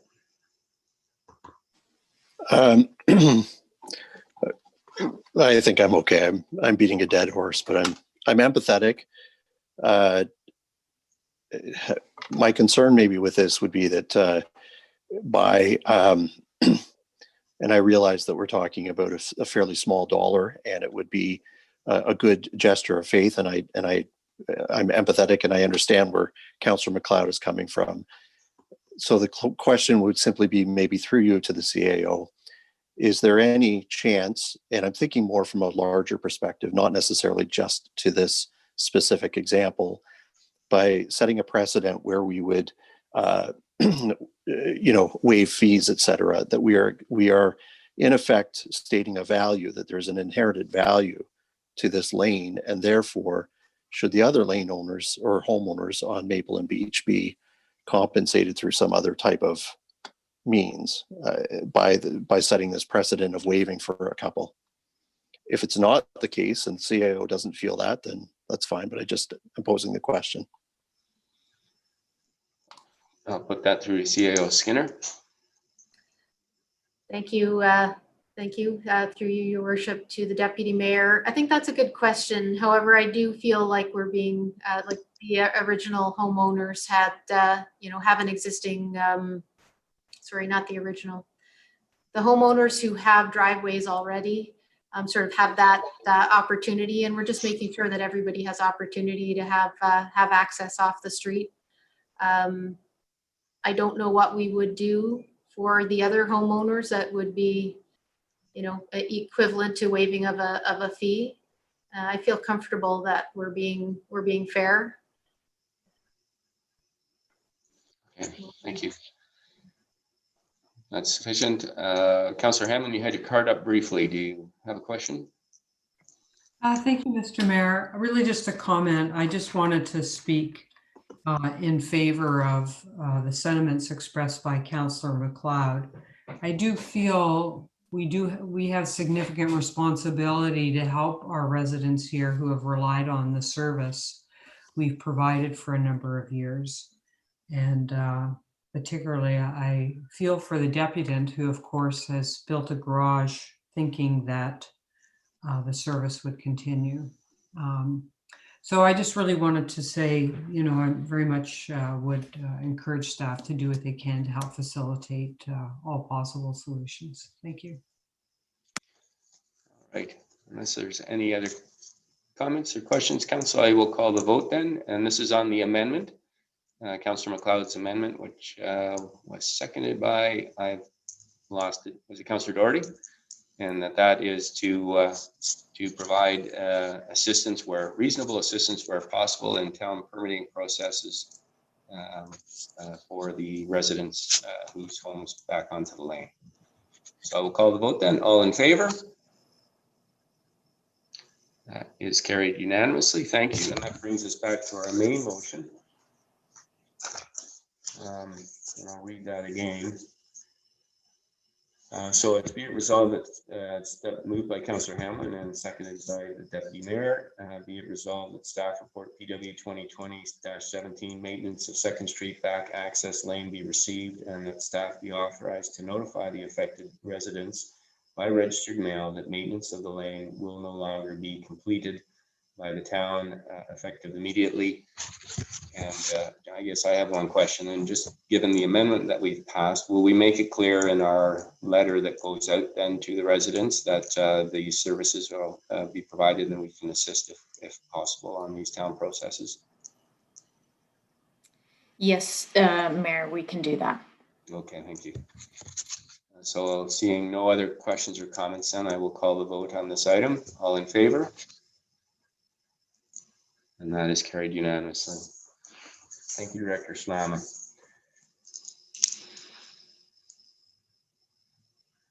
All right, so now we have a notice of motion. It's moved by Councillor Hamlin. And I think Councillor Doherty, you indicated earlier today you were prepared to second the motion. This is with respect to the definition of sign in the sign bylaw. Yes, that is correct. I will second that motion. Okay.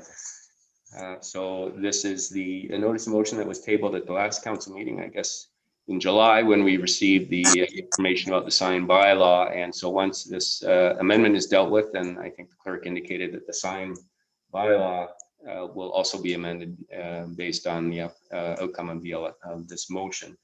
So I will pass the floor to Councillor Hamlin.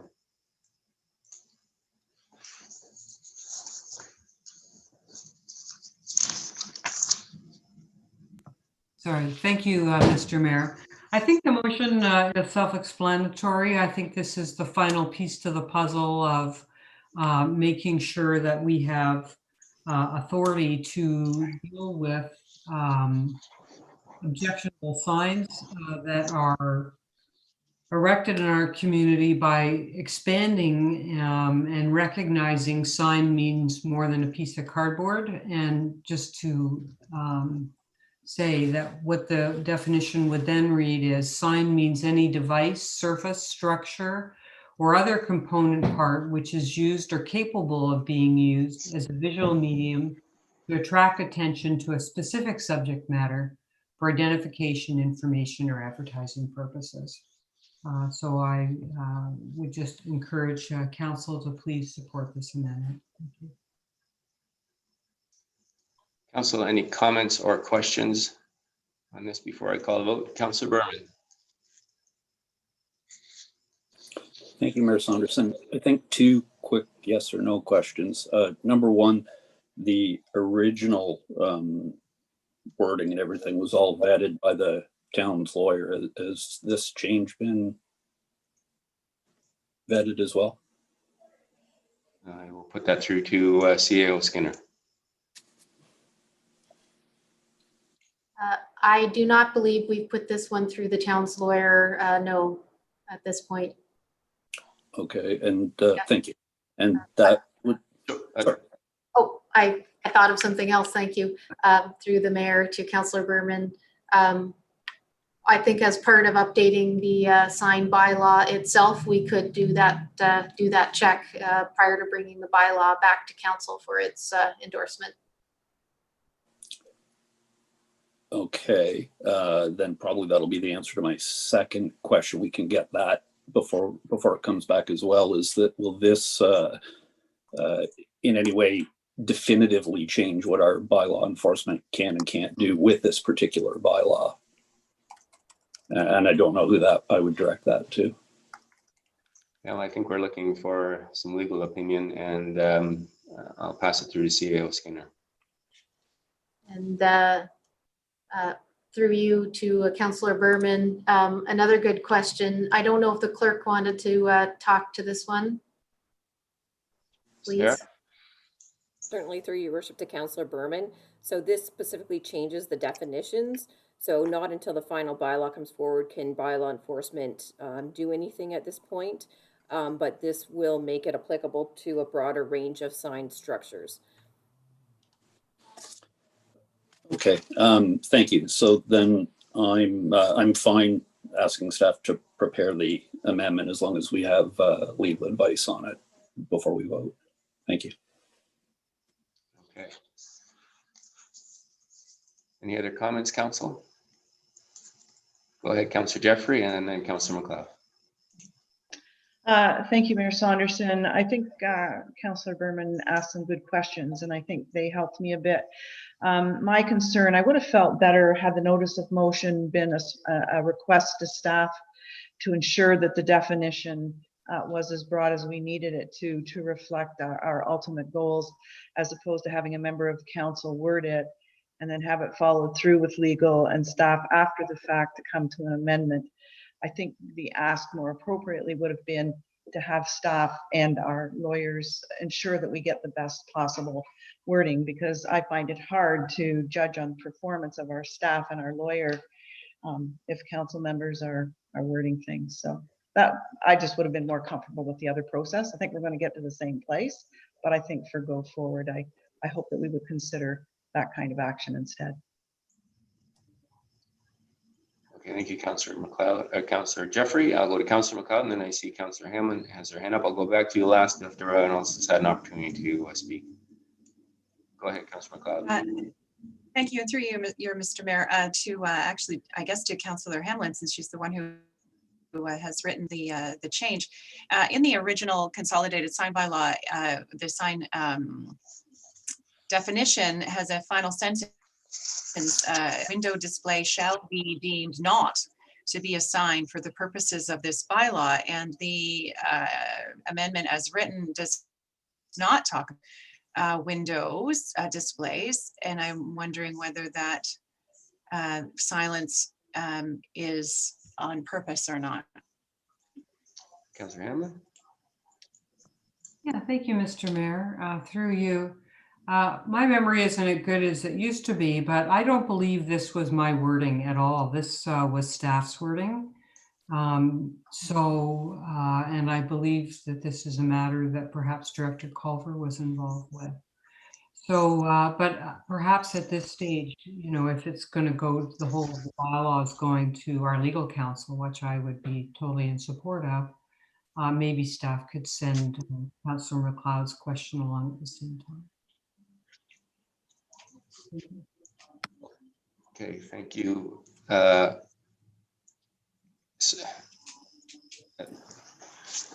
So maybe if I can just kind of recap here. So with the motion on the table is to alter the sign definition that we currently have in the bylaw, and the bylaw is going to go out for review by our legal counsel before it comes back to council. And so perhaps we might, based on what Councillor Hamlin just said, is ask that they review that proposed wording to make sure that it adequately addresses all the issues that we required to address, and that it is a useful change from the previous definition in the bylaw.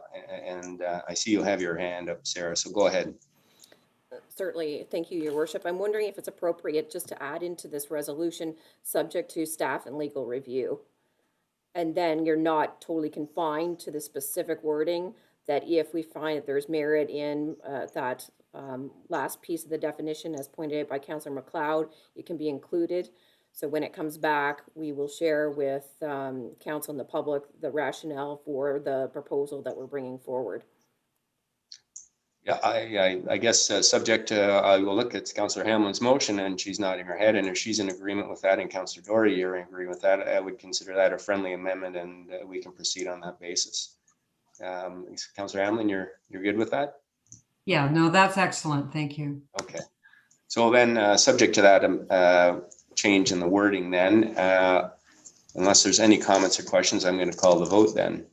All in favor? And that is carried unanimously. So thank you. And that brings us to bylaws number 12, but I have to go back. I missed a bylaw on item 9.3, and that was the staff report dealing with the delegation of powers and duties bylaw. And so it was moved by Councillor Jeffrey and seconded by Councillor Hamlin. Be it resolved that bylaw number 2020-59, being a bylaw to delegate certain powers and duties to officers and employees of the corporation of the town of Collingwood, be enacted and passed this 21st day of September 2020. So I will call the vote. All in favor? And that is carried unanimously. Thank you. And then moving forward to section 12. 12.1 is the fireworks bylaw, and that amendment is moved by Deputy Mayor Hull and seconded by Councillor McLeod. Be it resolved that bylaw number 2020-60 being a bylaw to amend bylaw number 2012-64, a bylaw to regulate the sale and setting off of fireworks, be enacted and passed this 21st day of September 2020. Subject to any questions or comments, I will call the vote. All right then, all in favor? That is carried unanimously. Thank you. 12.2, bylaw to appoint our treasurer. It's moved by Councillor McLeod and seconded by Councillor Comey. Be it resolved that bylaw number 2020-61 being a bylaw to appoint a treasurer, Michael Switzer, be enacted and passed this 21st day of September 2020. And just before I call the vote on this, I'm going to look to the CAO, just perhaps if you could talk to us about the impacts, about the chain of command over in our Treasury Department and with the changing of the guard. So and I see Michael has shown up as well. So I will, I'll let whatever appropriate staff is going to take that question. Go ahead, please. Well, to you, Mayor, Your Worship. Yes, this overlap in actual bodies was part of our transition plan that we developed with current and maybe very shortly previous Treasurer Leonard. And I recognized, and I think she recognized, and I think a number of people in council recognize that she has quite a store of knowledge, and we needed a good amount of knowledge transfer on the many workings of the municipality. So after should you endorse the motion and it become a resolution today, Michael will be our official treasurer. However, until October 31st, we'll have Marjorie available to provide advice and help us understand all the processes, help Mike in particular, and support the preparation of this budget. And the treasurer, in designating a treasurer, there are specific functions and delegations of authority that will now go to Mike. Some things like check signing, execution of documents related to our bank accounts, investments of town funds under the Municipal Act, a number of attestations for federal and provincial grants. So Mike will be stepping into those shoes for those types of delegated authorities. And with great thanks to Treasurer Leonard and welcome to potential new Treasurer Switzer, I'll turn it back to you. Thank you. Thank you, Sonia. And thank you really to Marjorie. She has been our brain trust for all things accounting and treasuring in town and finance. And she has done a fantastic job and deserves to retire and enjoy life. And Mike, now you get to accept all those burdens and headaches, and we know you're up to it. So unless there's any further comments or questions, I will call the vote on the bylaw to appoint Mike Switzer as treasurer. All in favor? And that is carried unanimously. Welcome, Mike. We look forward to working with you through many long hours of tortured numbers. Thank you, Mayor Saunderson. I certainly have big shoes to fill, but excited to work with council and staff here at the town of Collingwood again. So thank you all, and again, looking forward to the opportunity. Good, thank you. And the last bylaw is the transfer payment agreement for the reconstruction of Mountain Road project. And the motion is moved by Councillor Comey and seconded by Councillor Madigan. Be it resolved that bylaw number 2020-62 being a bylaw to authorize the execution of the Investing in Canada Infrastructure Fund, ISIP, Rural and Northern Stream between Her Majesty the Queen in Right of Ontario and the town of Collingwood be enacted and passed this 21st day of September 2020. I will call the vote. All in favor? And that is carried unanimously. Are you actually wanting to speak, or you just lost your yes card, Councillor Doherty? No, I just wanted to ask a question. This is wonderful news, obviously. But Yes. my question was, would this have any favorable impact on the budget for this project, or sorry, I guess I should say unanticipated favorable impact on the budget for this project? Or did we anticipate that we were going to get this money? Former Treasurer, Marjorie. If I may, Your Worship, we had applied for this money quite some time ago and we never heard about it. So we weren't really sure that we were going to get it. So when we planned the project in the beginning, because the federal gas tax would have allowed us to do the growth related parts of the bridge itself and the road itself, right? The extra lanes, the bike lanes and those types of things. We had planned on that, but this is kind of a gift horse. So it's taken the place of the federal gas tax in that project's funding. Okay. Councillor Jeffrey. Oh, did you have a follow-up, Councillor Doherty? Yeah, so overall, is this a net favorable impact on the cost to the taxpayer, I guess, is where I'd ultimately like to be. Through you, Your Worship, in the end, it will leave us more federal gas tax money to spend on other projects. So the answer would be a yes. Thank you. Councillor Jeffrey. Thank you, Mayor Saunderson, through to Marjorie. So what percentage of the total project cost is this, or phase one? I just didn't see anywhere where it reported on the total cost. I was just curious as to the percentage. I believe that this is about somewhere between 75 and 80% of the cost of the updates. Excellent. Thank you. Very good news. All right, we had the vote, and Councillor Doherty, you would have said a yes, so it's making it unanimous. All right, that's a unanimous vote then. Thank you. So now 13, the notice of motion, and Councillor Doherty, you have a notice of motion that you wanted to bring, and so I will give you the floor. Thank you, Your Worship. And as we discussed, this is relative to our accessibility, our accessible transportation strategy, and our notification from Ace Cabs that they no longer will be providing our on-call service. And I will read the motion, or the notice of motion, but I will also ask Council's cooperation to waive notice just because our agreement with Ace Cabs ends on October 1st. So here's the motion.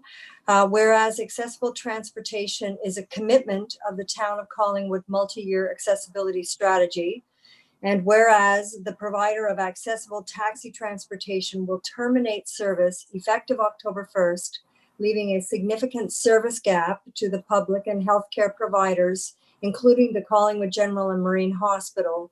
Therefore, be it resolved that Council support staff to continue to work with the Accessibility Advisory Committee to investigate options to resume an accessible shuttle service, including other transportation alternatives that will provide an on-demand, reliable transit for individuals in our community that rely on this specialized service. So thank you for that. And first we need to deal with the motion to waive notice. So I'll get you to put that in motion on the table, and then we'll ask for a seconder, and then I'll open the floor to any comments.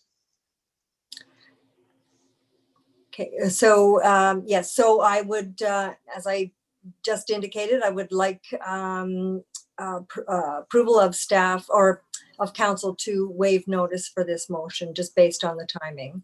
I hope there'll be a seconder for that. Okay, we have Councillor Hamlin.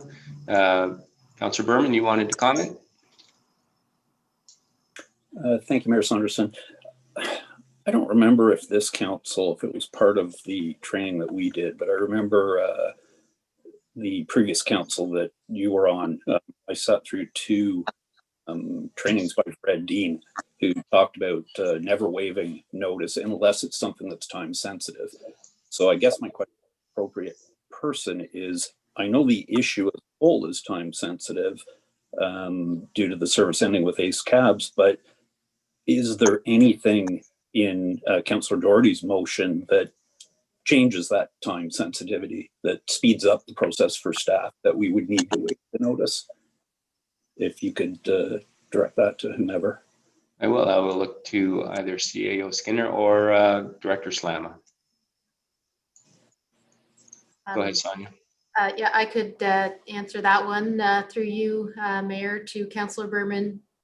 That from a time perspective, no, the motion would not accelerate staff's work on this file. There is a time constraint overall with respect to the ending of the service. And as Director Slama mentioned, we're unlikely to be able to replace the service like for like by that date. So we are working under some time constraints overall, but I don't think the motion would change how quickly staff were able to act. Thank you. Okay, thank you. Council, any other questions or comments? Councillor Jeffrey? Thank you very much, Mayor Saunderson. I understand I think I understand Councillor Doherty's request, but I think I heard in Director Slama's report that staff were already addressing this. So if staff are already doing this, I'm not sure what is different in the motion than what staff are already pursuing on our behalf. Well, I'll let Councillor Doherty answer that. Thank you. Yes, my intention was to provide some very specific direction for action, and that is that we should find an equivalent service that is also on demand, also offers the same amount of convenience and reliability. So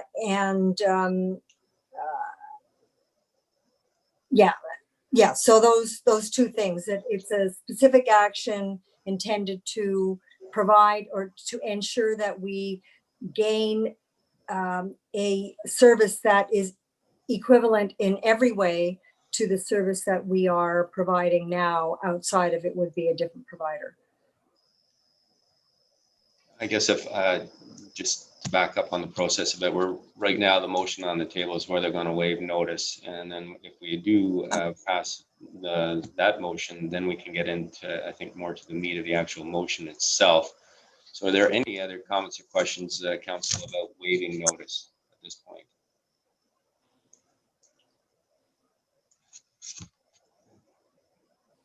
Councillor Hamlin.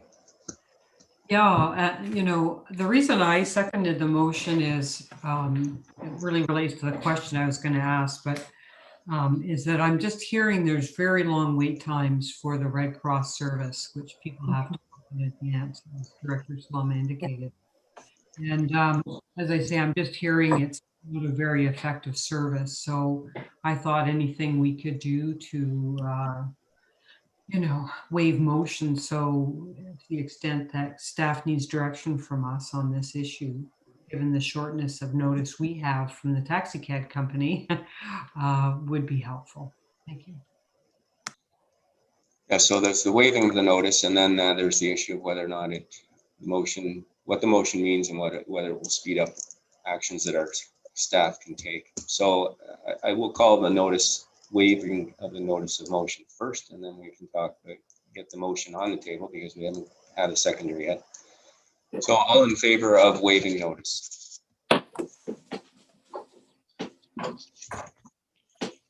Opposed? And so that is carried. So then putting the notice of motion on the table, Councillor Doherty, you've put it on the table. So I will look for a seconder, and then, Clerk Thomas. Sorry, I'll just quickly check. I think it requires 2/3 vote for a waiving of the notice. Okay, can you please check that? It was a simple majority.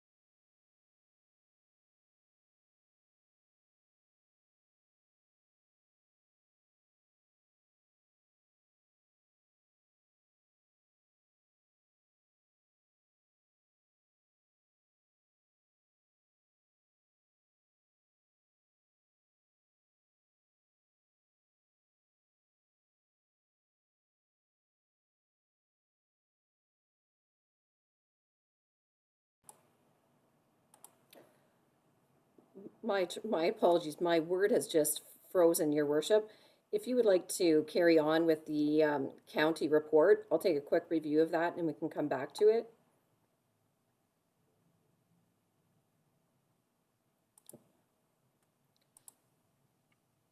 Sorry. Yeah, thank you, Sarah. So while you're checking that, then we'll move forward to item 14, and that's the county report. And Deputy Mayor, you've got the council highlights from August 11, 2020. I'll pass it to you. Thank you, Mayor Saunderson. On an evening where perhaps I could be used as a filler, I was going to ask to have it deferred next weekend, seeing as we meet tomorrow morning, but in the interest of time, I can certainly add a few comments. The highlights were included. These are highlights that are distributed publicly as well, but the two things that I would just mention, one is, and this is an announcement that was made over the summer, and it was after a couple of meetings and then finally a decision made by council, and that is the significant investment in the new $79 million housing development in the city of Orillia.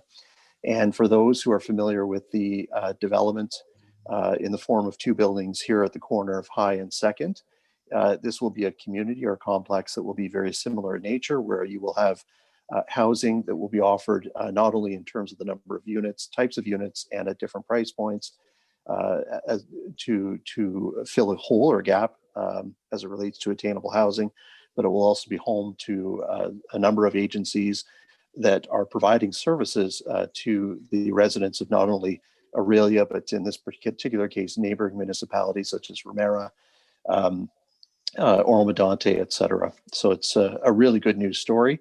And it continues with the significant investment and plan that was adopted by previous councils as it relates to their 10-year strategy to fight affordable housing, or not fight affordable housing, but to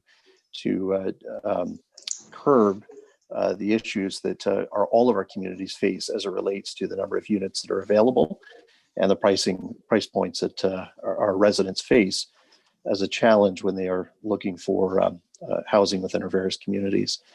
The only other thing that I'll just mention is that after a successful campaign, in particular last year, the clothing and electronics collection that was part of our waste management or waste diversion program has been canceled this year, and it goes without saying it's been canceled because of COVID. For those who are interested in diverting these types of products from landfill, there are still facilities and sites that are accepting, and you can find those online by simply Googling them.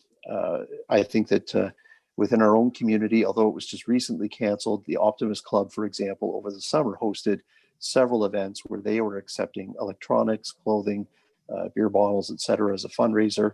And it was very successful, and hopefully that'll be something that we see return next summer as a fundraiser for their organization, but as also part of a broader waste diversion strategy. That I will use as a segue, and that is that I've mentioned this multiple times, but it's really incumbent, and I would hope, in fact, we're one of the better municipalities in terms of the number of residents who have adopted and who are using the Simcoe Collects app as it relates to waste management collection. This is a phenomenal tool. If you have the app on your phone, you access the information every Sunday night. It prompts you, it tells you exactly what's being collected, the manner in which it's being collected. And the reason I mention it is because today was our collection date, not next week, but the week after, which would be Monday, October the 5th. That will be the first week for the fall collection of leaves, et cetera. The reason I mention it is because I'm sure my fellow colleagues driving around town today saw that there were a number of bags, brown bags, that have been already taken out to the curb. And I would just encourage residents that please take them in for the next 2 weeks so that rain, et cetera, doesn't deteriorate the bags or they don't get blown away, et cetera. And I would also really encourage something that I have noticed, and it could be just me, and that is that I know that residents must be frustrated, but if they had the app, they would know this information in advance, because you can simply put in the information and in through the wizard, and the wizard will actually tell you if something's acceptable or not. But I can't tell you the number of times where I drive around a neighborhood and you will see at the end of the day where the blue bins, the green bin, and the garbage waste have already been collected, and yet there are items that have been left behind. And those are things that are easily, you can find out whether or not they will take them. If they will take them, it'll tell you exactly how it has to be put together, whether it's got to be broken down, tied together, et cetera, and left at the end of the curb. So, you know, to my fellow colleagues, if you're on social media, if you're talking to your neighbors through the press, if we can continue to get the message out, because again, my understanding is that Collingwood is actually one of the early adopters of this particular app. It's great. And the more people who are using it, the better we will be as neighbors to one another in terms of what we put at the curb. And mindful of the difficult job and the hard job that our waste collectors have. It's not one that I would want to do. It is a physically demanding job.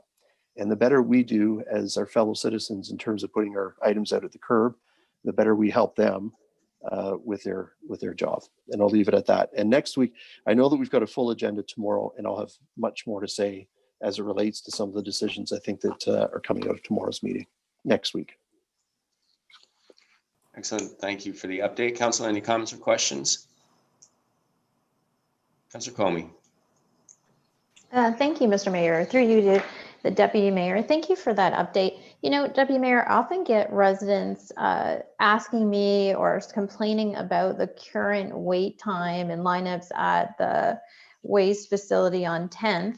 And of course, I redirect them to you because I know how much you enjoy that subject. So I was wondering, are there any updates on the hours or when that's going to return to its original hours of service that we could let our residents know? Deputy Mayor. So I'm empathetic. I do understand that there are some concerns as it relates to wait times. I also have had a chance, and this was purely coincidental. Since the outset of COVID, and then when we reopened the facilities, I actually, like a lot of people, stayed away just to fear of the lines and didn't have any reason to go. But in the last 2 weeks, I myself, as a consumer, have been out 3 times, and there were no waits.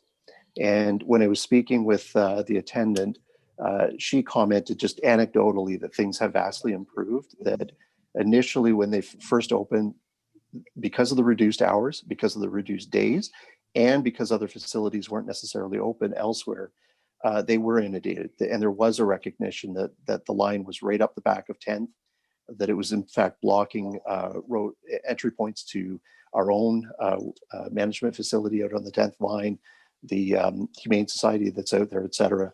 But my understanding is that it has improved, and that hopefully, and I do stress hopefully, that as things progress, that they'll be able to maintain the existing service.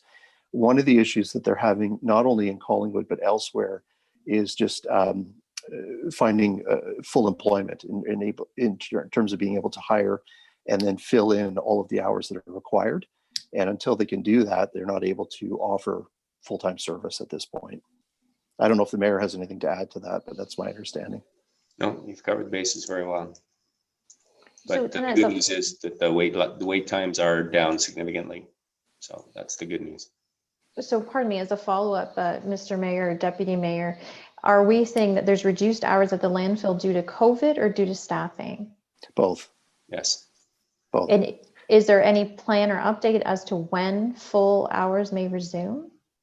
No, and that's a question I certainly could pose to Rob McCulloch, who is our manager of environmental services, if I have the correct title. And I'd be happy to do that, and I'd be happy to get an answer back to you and the rest of council. Thank you, Deputy Mayor. I believe our residents would appreciate that. So they're working on that, and part of this, as the Deputy Mayor said, part of the issue was work staff in terms of risk at COVID. Some are compromised with health reasons, and then diverting those other staff to keep the sites going, especially as we operate there. Now all the sites are open, so that has helped to alleviate some of the stress because people can go to the sites near their own residence. So we are looking to get back to full hours, but I think, as the Deputy Mayor said, wait times are significantly reduced, if not no lineups at all. So we will certainly keep everyone posted. Councillor Jeffrey. Thank you, Mayor Saunderson. Through to the Deputy Mayor. I was just wondering, I didn't pay attention to the shortened hours. I just went to the Simcoe Waste Management website and it said Monday 8:30 to 3:30, and I loaded up my truck and went, and they were closed. So I'm just wondering if the website needs to be updated for people like me who weren't in the know somehow and should have been. Deputy Mayor. Okay. Look into that. Yeah, I mean, originally it was closed. And so I'm happy to follow up to see if that's an issue. I mean, obviously it is, and we'll get you an answer. Thank you. All right. Any other questions or comments on the county report? Seeing none, then Sarah, have you got an answer for us on the waiving notice? Thank you, Your Worship. I do and I don't. So for the general provisions, the reason why it flagged my mind, because certainly as Councillor Berman had indicated, it's not best practice to waive unless absolutely necessary. The general provisions provide that a 2/3 majority vote is required to suspend any rules of the procedure, but directly under notice of motions, it says a simple majority is fine for it to be heard at the meeting. So with that specific section being in 4.20, I would suggest a simple majority would be fine, but we are collecting a number of items within the bylaw that we would like to see improved, and that's definitely one that I'm going to put on the list. All right. And then we killed two birds with one stone. So the motion passed. So I will go to Councillor Doherty to well, you put your notice of motion on the floor, find a seconder, and then you can speak to it. So is there a seconder for Councillor Doherty's motion? Councillor McLeod. All right, Councillor Doherty. Yeah, want to speak further to your motion now or go last? No, I will elaborate on the motion and just based on the questions that I have received thus far. So current activity right now, I felt in discussions with staff were not necessarily specific to the notion of identifying a precisely equivalent service to what we have right now. In that it was what I felt from what I heard from staff was that options were the question was being investigated, options were being looked at, but that the specific criteria that it be equivalent or better to what we have right now were not necessarily at this moment in time being addressed. But further to that, I felt that it was a signal from this council as to the priority that we place on providing these kinds of services for our residents and the priority that we place on our multi-year accessibility plan. So I felt that it was symbolic as well as actionable. And that is why I was bringing it forward in this manner. All right. Are there any questions or comments further, Council, on the motion itself? Councillor Jeffrey and then Councillor Berman. Thank you, Mayor Saunderson. I guess if the wording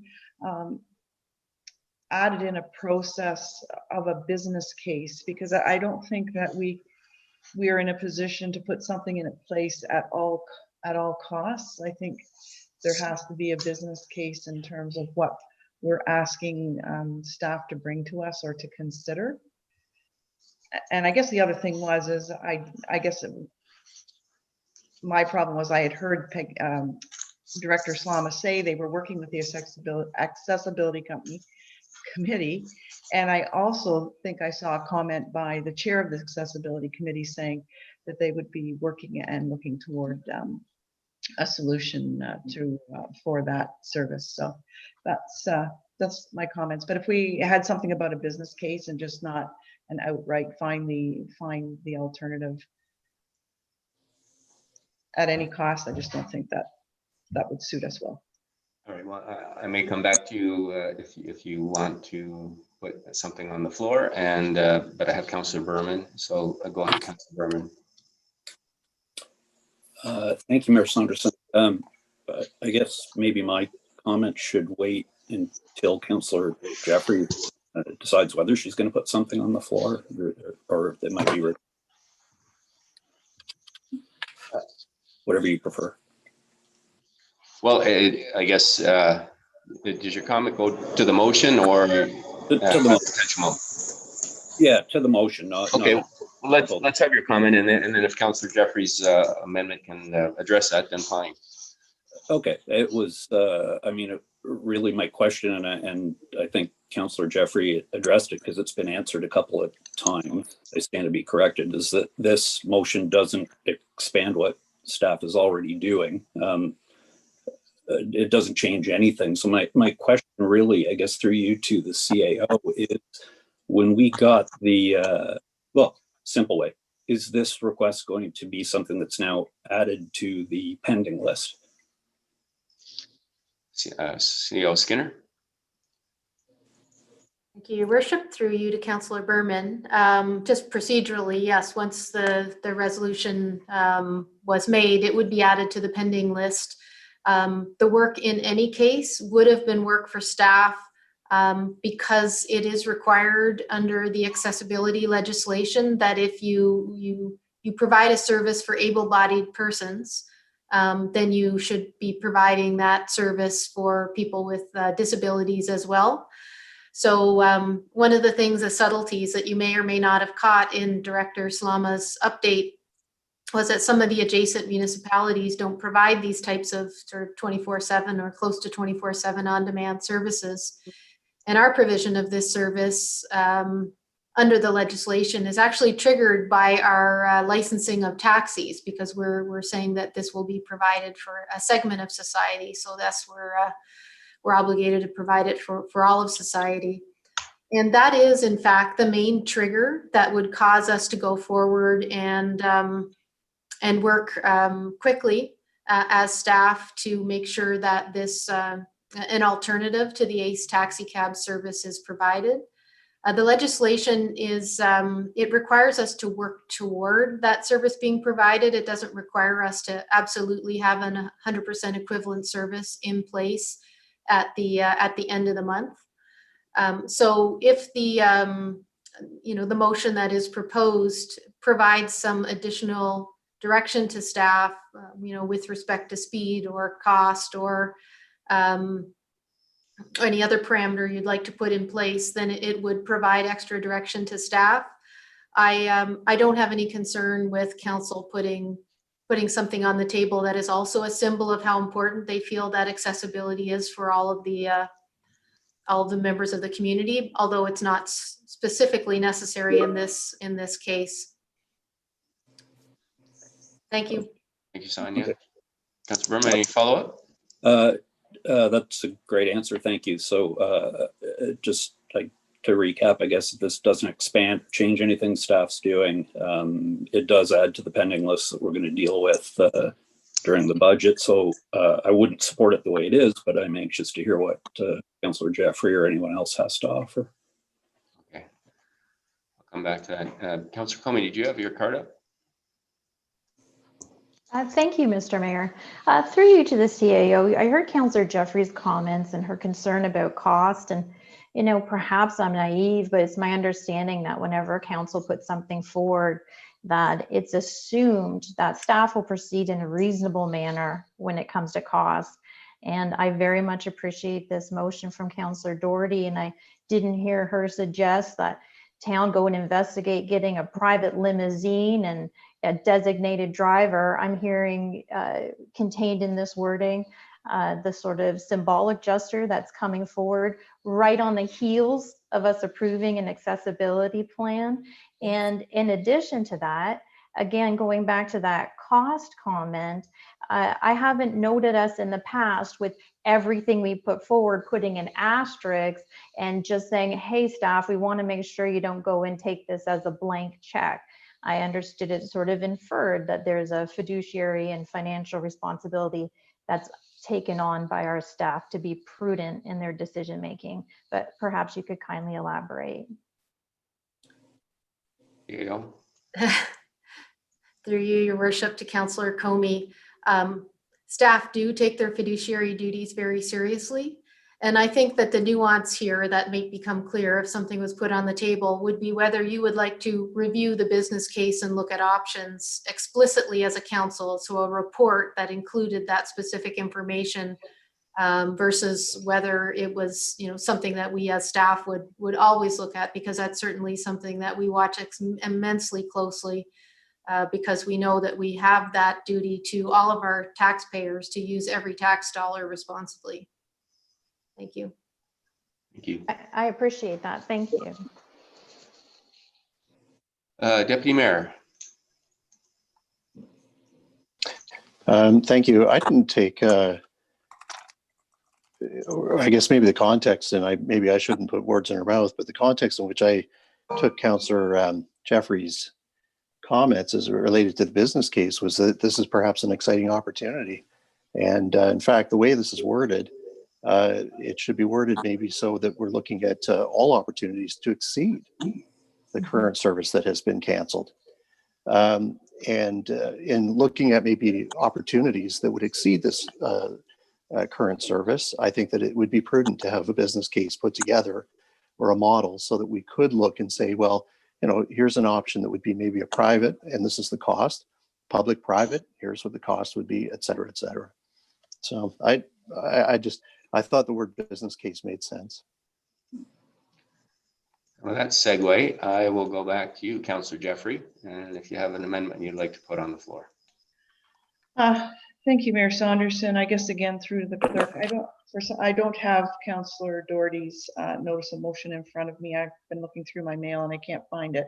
But simply to add the notion that, as the Deputy Mayor so eloquently stated, that staff will bring back a business case for alternatives, which it may be counter to Councillor Doherty's request for something specific to outright replace what's in place currently. So I don't know if my wording just added on to this motion is going to be in contravention of the original motion. I don't think so. And what I'll do is read it in, and again, just so people have the wording. It did go out by email at 2:30 today to all of council. Oh, no, maybe not all of council. So I might be wrong. So whereas accessible transportation is a commitment of the town of Collingwood multi-year accessibility strategy, and whereas the provider of accessible taxi transportation will terminate service effective October 1, leaving a significant service gap to the public and healthcare providers, including the Collingwood General and Marine Hospital.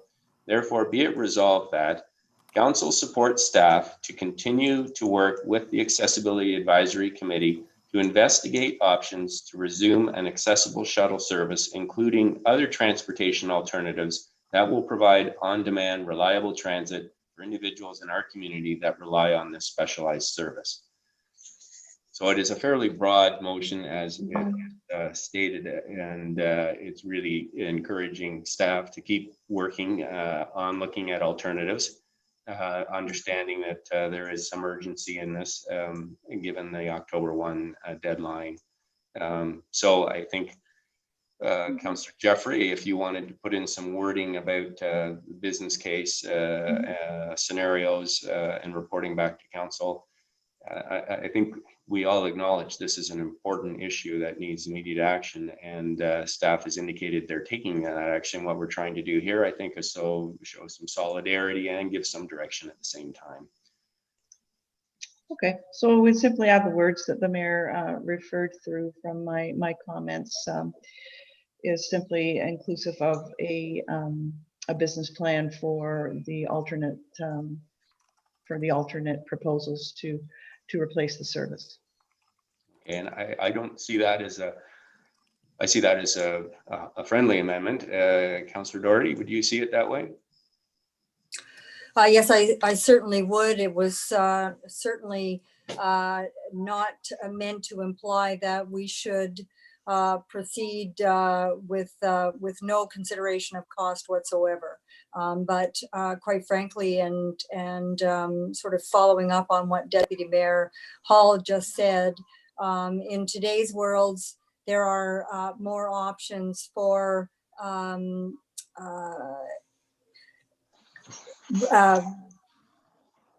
sorry, for accessible for transit services or other cab or even shared services that we couldn't even consider some 5 years ago, that may actually give us better options than we may ever have considered, both from the point of view of convenience as well as from cost.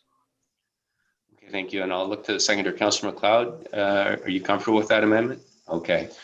Are there any other comments or questions before I call the vote? Seeing none, all in favor? And that is carried unanimously.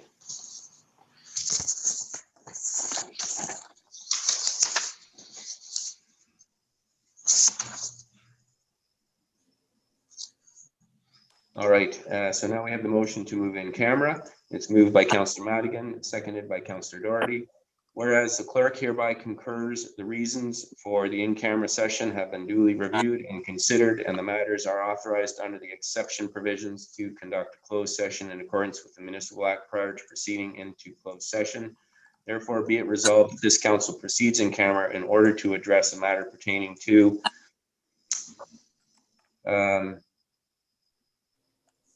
labor relations or employee negotiations and an employee, a specific employee. And so the items for discussion are the CAO acting appointment review. So I will call the vote. All in favor? You have a question, Councillor Comey? I do, please, Mr. Mayor. Have we passed over other or older deferred business? Yes, we have. So, may I? I will go back to that. We'll finish this vote and then we'll go back to the other business. All right, all in favor? That is carried unanimously. And moving back to item 15, 15.1, older deferred business. Is there any older deferred business, Council? Go ahead, Councillor Comey. Thank you so much, Mr. Mayor. You know, we had two things come up this evening that reminded me of some of that old business. We had a deputation, and then of course Councillor Hamlin with the sign bylaw took me back to Executive Director Culver's outstanding staff report on diversity and inclusion that he presented to us in July. One of the best staff reports we've ever received. In fact, there's a part in there where about listening that reminded me of our deputant tonight, just reminding council that here in Director Culver's staff report, when it came to listening, it said to remove bias and privilege from the development of programs, policies, and actions generated by council, it is important to engage the marginalized community directly and empower their voice in the management of change. And that tees me back up to, we took some action items as a council from this staff report, and that included you, Mr. Mayor, our FCM representative, and our AMO delegate, seeing what they could do to petition the provincial and federal government with our concerns. And I was wondering if we had any updates on that. I think I'll look to Councillor Jeffrey. But before that, I would comment that I think Councillor Jeffrey's comment about decorum was entirely appropriate, and I apologize to council because I should have jumped on that. We don't, amongst around ourselves at this table or with our staff, or I would suggest with deputants, come to council trying to single out council members and telling them shame on them for ignorance. That's just not acceptable conduct. I take the thrust of her point was, but there's certainly a much better way to phrase that. And so I think Councillor Jeffrey's comment on that point was entirely appropriate. And with that, I will pass to Councillor Jeffrey to give an update on the FCM. Thank you, Mayor. Through to Councillor Comey. Acting Executive Director Dean Culver, I connected him with the resolution contacts at FCM. We had missed the cutoff for the September board meeting, but Dean now has the exact process and I believe already has the wording of the motion of the resolution to go to FCM for its March meeting. We've begun extensive training at FCM, and I can assure you that FCM's priority with respect to dismantling racism and systemic oppression across this country is very serious. So it will be well considered within our format at FCM. So we are integrating ourselves into the FCM process as quickly as we can. And if there's anything further, I'll let Dean update. Dean, do you want to add to that? Thank you, Worship. No, I was just wanted to be available. Councillor Jeffrey has identified it. She forwarded the process. We've been following up when we'll hit all of the deadlines to ensure that it's on the agenda for the next general meeting they held at FCM. And I can give an update from the AMO perspective. Director Culver and I spoke before the AMO convention, and he submitted a question with respect to the banning of hate symbols.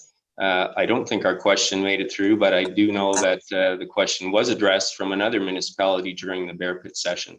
So that issue, that very issue, is on the radar with AMO as well. Is it on the radar, Mr. Mayor, in the same formal way it is at FCM? Like, it sounds like we're, pardon my ignorance, it sounds like we're in a formal agenda item with FCM. Are we at the same level with AMO? We submitted a question that wasn't answered. So I apologize, it's not clear to me. Oh, so what I said was that we submitted the question on behalf of the town of Collingwood. The question was addressed from another municipality on the very same point, and it's in the Bear Pit session, which is directed directly to the ministers of the Ontario Cabinet. So I would suggest that it is very much on the agenda for AMO and as well as our Cabinet. So when would council next receive an update on the status of both of these, please, Mr. Mayor? Well, I think what you're hearing is that the efforts are ongoing. The FCM efforts are ongoing, and Director Culver has the process. The question from the floor in AMO was addressed and is in the hands of the government. So certainly there are, I think the processes are in play. And in terms of immediate timelines, I could not give you an answer to that. Certainly, I think it would be very productive for our residents. There was 34,000 signatures coming to the town of Collingwood. It might be helpful to direct those signatures to the province and the federal government, who actually have the levers to control these issues. So that might be a recommendation that perhaps could go back to our residents. Councillor Doherty? Yes, thank you. And through you to Councillor Comey, although I am not an official representative for Small Urban Caucus on AMO, I would be very happy to follow up and find out exactly where that particular matter sits with AMO from a policy development standpoint and report back to council. That's lovely, Councillor Doherty. Thank you so much. I'm sure our residents would appreciate that. Deputy Mayor. May I suggest, because I have a sense that this is going to come back to the table again, that, and in recognition that Councillor Comey is quite passionate about this matter, and so we all should be, but I would encourage maybe she and you and perhaps the CAO to have a meeting offline and maybe come to a consensus as to exactly sort of what the expectations are from AMO and FCM. And then maybe the three of you could report back to us just so that we understand, so that we're not, wondering if there are false expectations or things that we're thinking that they should be doing that there is no intention of them doing, et cetera, from a larger standpoint, from an association standpoint. Thank you for that. I see CAO Skinner has her hand up. Sonia? Thank you, Your Worship, and through you as well, the deputy mayor, and through to Councillor Comey. I do know that the sign bylaw will be coming forward in the next several meetings with the changes related to hate symbols, and that might be a good opportunity for a brief update on all of the recommendations. I know Executive Director Culver has been working very hard in the background, putting a number of things together, and it might be an opportune time to bring everyone up to date and just provide that an assurance to you and also to the residents that these kind of things are top of mind and moving forward. But that sounds fantastic. Director Culver? Sorry, thank you, Your Worship. I just took a quick look and FCM's next general meeting is March. So that's when we would understand that the ball is moved from a federal level. So that's that can definitely be updated once it's been submitted and passed through the FCM process. All right, anything further, Councillor Comey? No, that's wonderful. Thank you. Councillor, any other old or deferred business? Under other business, 15.2, is there any other business, Council? Seeing none, I've now got 7:45, so why don't we meet for the in-camera session at 10 to 8, or sorry, at 5 to 8. Take a break.